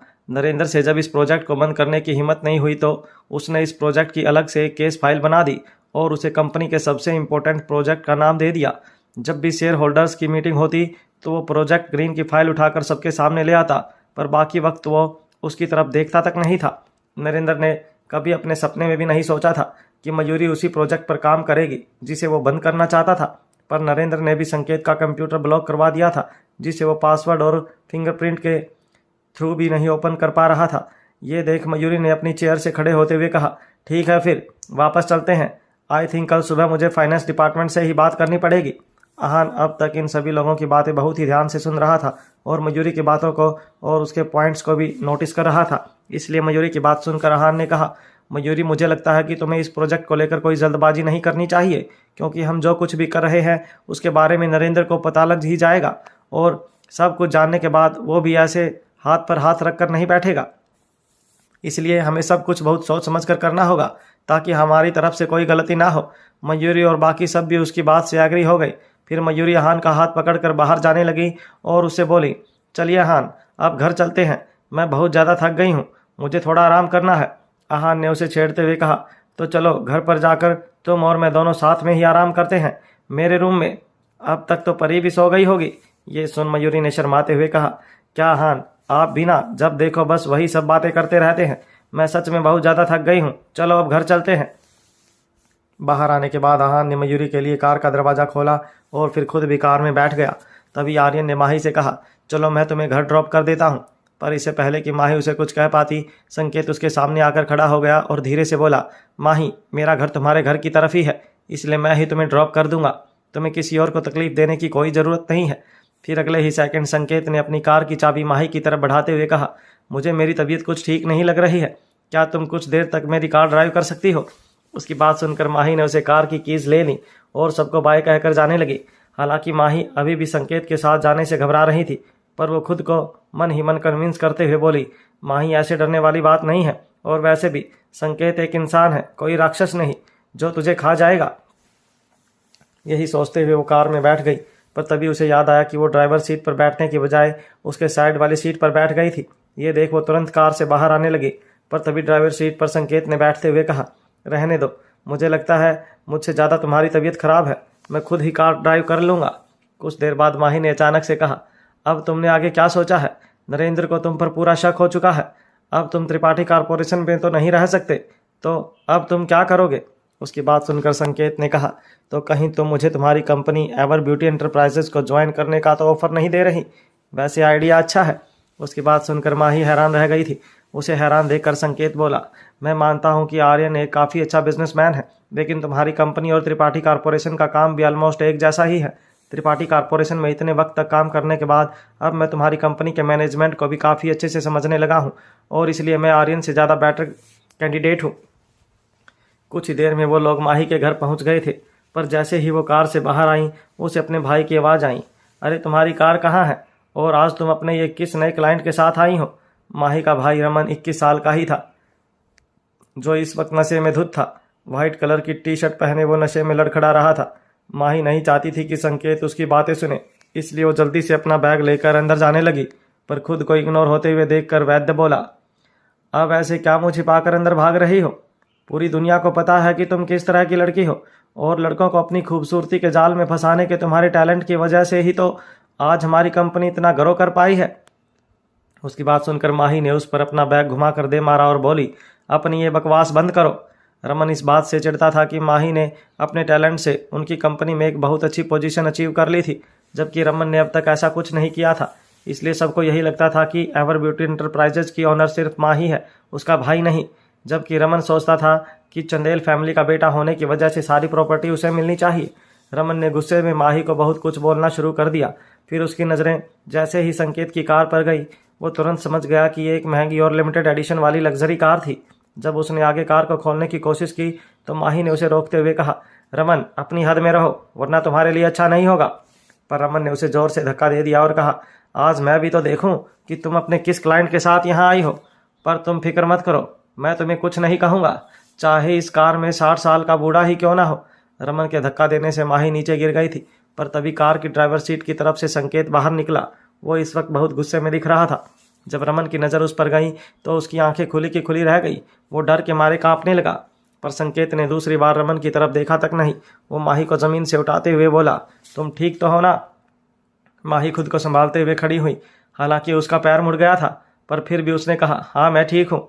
वो अपने भाई की कही बातों से इतना शर्मिंदा हो रही थी कि वो संकेत से आंख भी नहीं मिला पा रही थी। हालांकि संकेत ये बात समझ पा रहा था। वहीं रमन तो अभी भी संकेत को हैरानी से ही देख रहा था, क्योंकि वो त्रिपाठी फैमिली से था। त्रिपाठी कॉरपोरेशन से अलग होने के बाद सब उनकी कंपनी और फैमिली को गद्दार कहकर बुलाने लग गए थे, इसलिए वो संकेत को बिल्कुल पसंद नहीं करता था। उसने अपने मन में सोचा, कहीं ये दोनों एक दूसरे को डेट तो नहीं कर रहे। पहले ये माही क्या कम थी जो अब ये संकेत भी मेरा जीजा बनकर मुझे परेशान करने आ गया। पर तभी संकेत ने उसे ऊंची आवाज़ में कहा, माही से माफ़ी मांगो। उसकी आवाज़ सुनकर रमन डर गया, पर वो माफ़ी मांगने की जगह संकेत से बोला, मिस्टर संकेत, शायद आप मेरी बहन को नहीं जानते हैं। ये अपनी खूबसूरती से बस अपने क्लाइंट्स को अट्रैक्ट करने का काम करती हैं, और अगर आप भी इसके चक्कर में पड़ गए तो आपको बाद में पछताना पड़ेगा। संकेत ने अगले ही पल उसके चेहरे पर कसकर एक मुक्का दे मारा। माही उसे रोकने की कोशिश कर रही थी, पर वो रमन को मारता ही जा रहा था। लास्ट में उसने रमन को ज़मीन पर धक्का देते हुए कहा, आइंदा माही के बारे में कभी ऐसा कहा तो तुझे छोड़ूंगा नहीं। रमन तुरंत घर के अंदर भाग गया। हालांकि संकेत को अपने लिए स्टैंड लेते देखकर माही को मन ही मन बहुत अच्छा लग रहा था। उसने संकेत से स्माइल करते हुए कहा, अगली बार से मैं अपने पास मेटल का पर्स रखा करूंगी, ताकि जब भी रमन मुझे परेशान करे मैं उसे उसी से दे मारूं। तब जाकर उसकी अकल ठिकाने आएगी। हालांकि माही नहीं चाहती थी कि उसके डैड को ये पता लगे कि उसके लिए वो भी गलत अफवाहें उसका भाई फैला रहा था। वो रमन की सच्चाई अपने डैड को बताकर उन्हें परेशान नहीं करना चाहती थी, क्योंकि उनके लिए उनका बेटा एक बहुत अच्छा लड़का था। पर जब संकेत ने देखा कि माही अपने पैर में लगी चोट की वजह से चल भी नहीं पा रही, तो उसने तुरंत उसे अपनी गोद में उठा लिया। माही उसकी इस हरकत से एकदम दंग रह गई थी। वो शौक में उसे देख रही थी, पर संकेत उसे अंदर ले गया और उसकी केयर करते हुए बोला, तुम कुछ दिन अपनी हील्स नहीं पहन सकती, वरना स्वेलिंग और बढ़ जाएगी। माही झट से बोली, नहीं ऐसा नहीं हो सकता। संकेत उसे घूरते हुए बोला, क्यों, तुम्हारी हाइट छोटी है क्या, जो तुम बिना हील्स के नहीं रह सकती? तुम नहीं समझोगे, ये हील्स सिर्फ लड़कियों की खूबसूरती ही नहीं बढ़ाती, बल्कि हमारे लिए एक हथियार है, जिसका यूज़ हम वक्त आने पर लड़कों की अकल ठिकाने लगाने के लिए भी करते हैं। उसकी ये बात सुन संकेत स्माइल करने लगा। अंदर आकर उसने नौकर से फर्स्ट एड बॉक्स लिया। वो माही के पैरों पर बहुत प्रोफेशनल तरीके से दवाई लगा रहा था। ये देखकर माही ने उससे पूछा, ऐसे लगता है तुमने प्रोफेशनली मेडिकल की पढ़ाई की है। उसका ये सवाल सुन संकेत ने थोड़ा रुक कर कहा, मैंने मेडिकल की पढ़ाई की है, पर पूरी तरह से नहीं, मैं बस ऐसे छोटे मोटे ट्रीटमेंट ही कर पाता हूँ। उसे देखकर ऐसे लग रहा था जैसे वो कुछ छिपाने की कोशिश कर रहा हो। ये देख माही स्माइल करते हुए बोली, मुझे बचपन से ही डॉक्टर्स बहुत पसंद है, मैं खुद भी एक डॉक्टर से ही शादी करना चाहती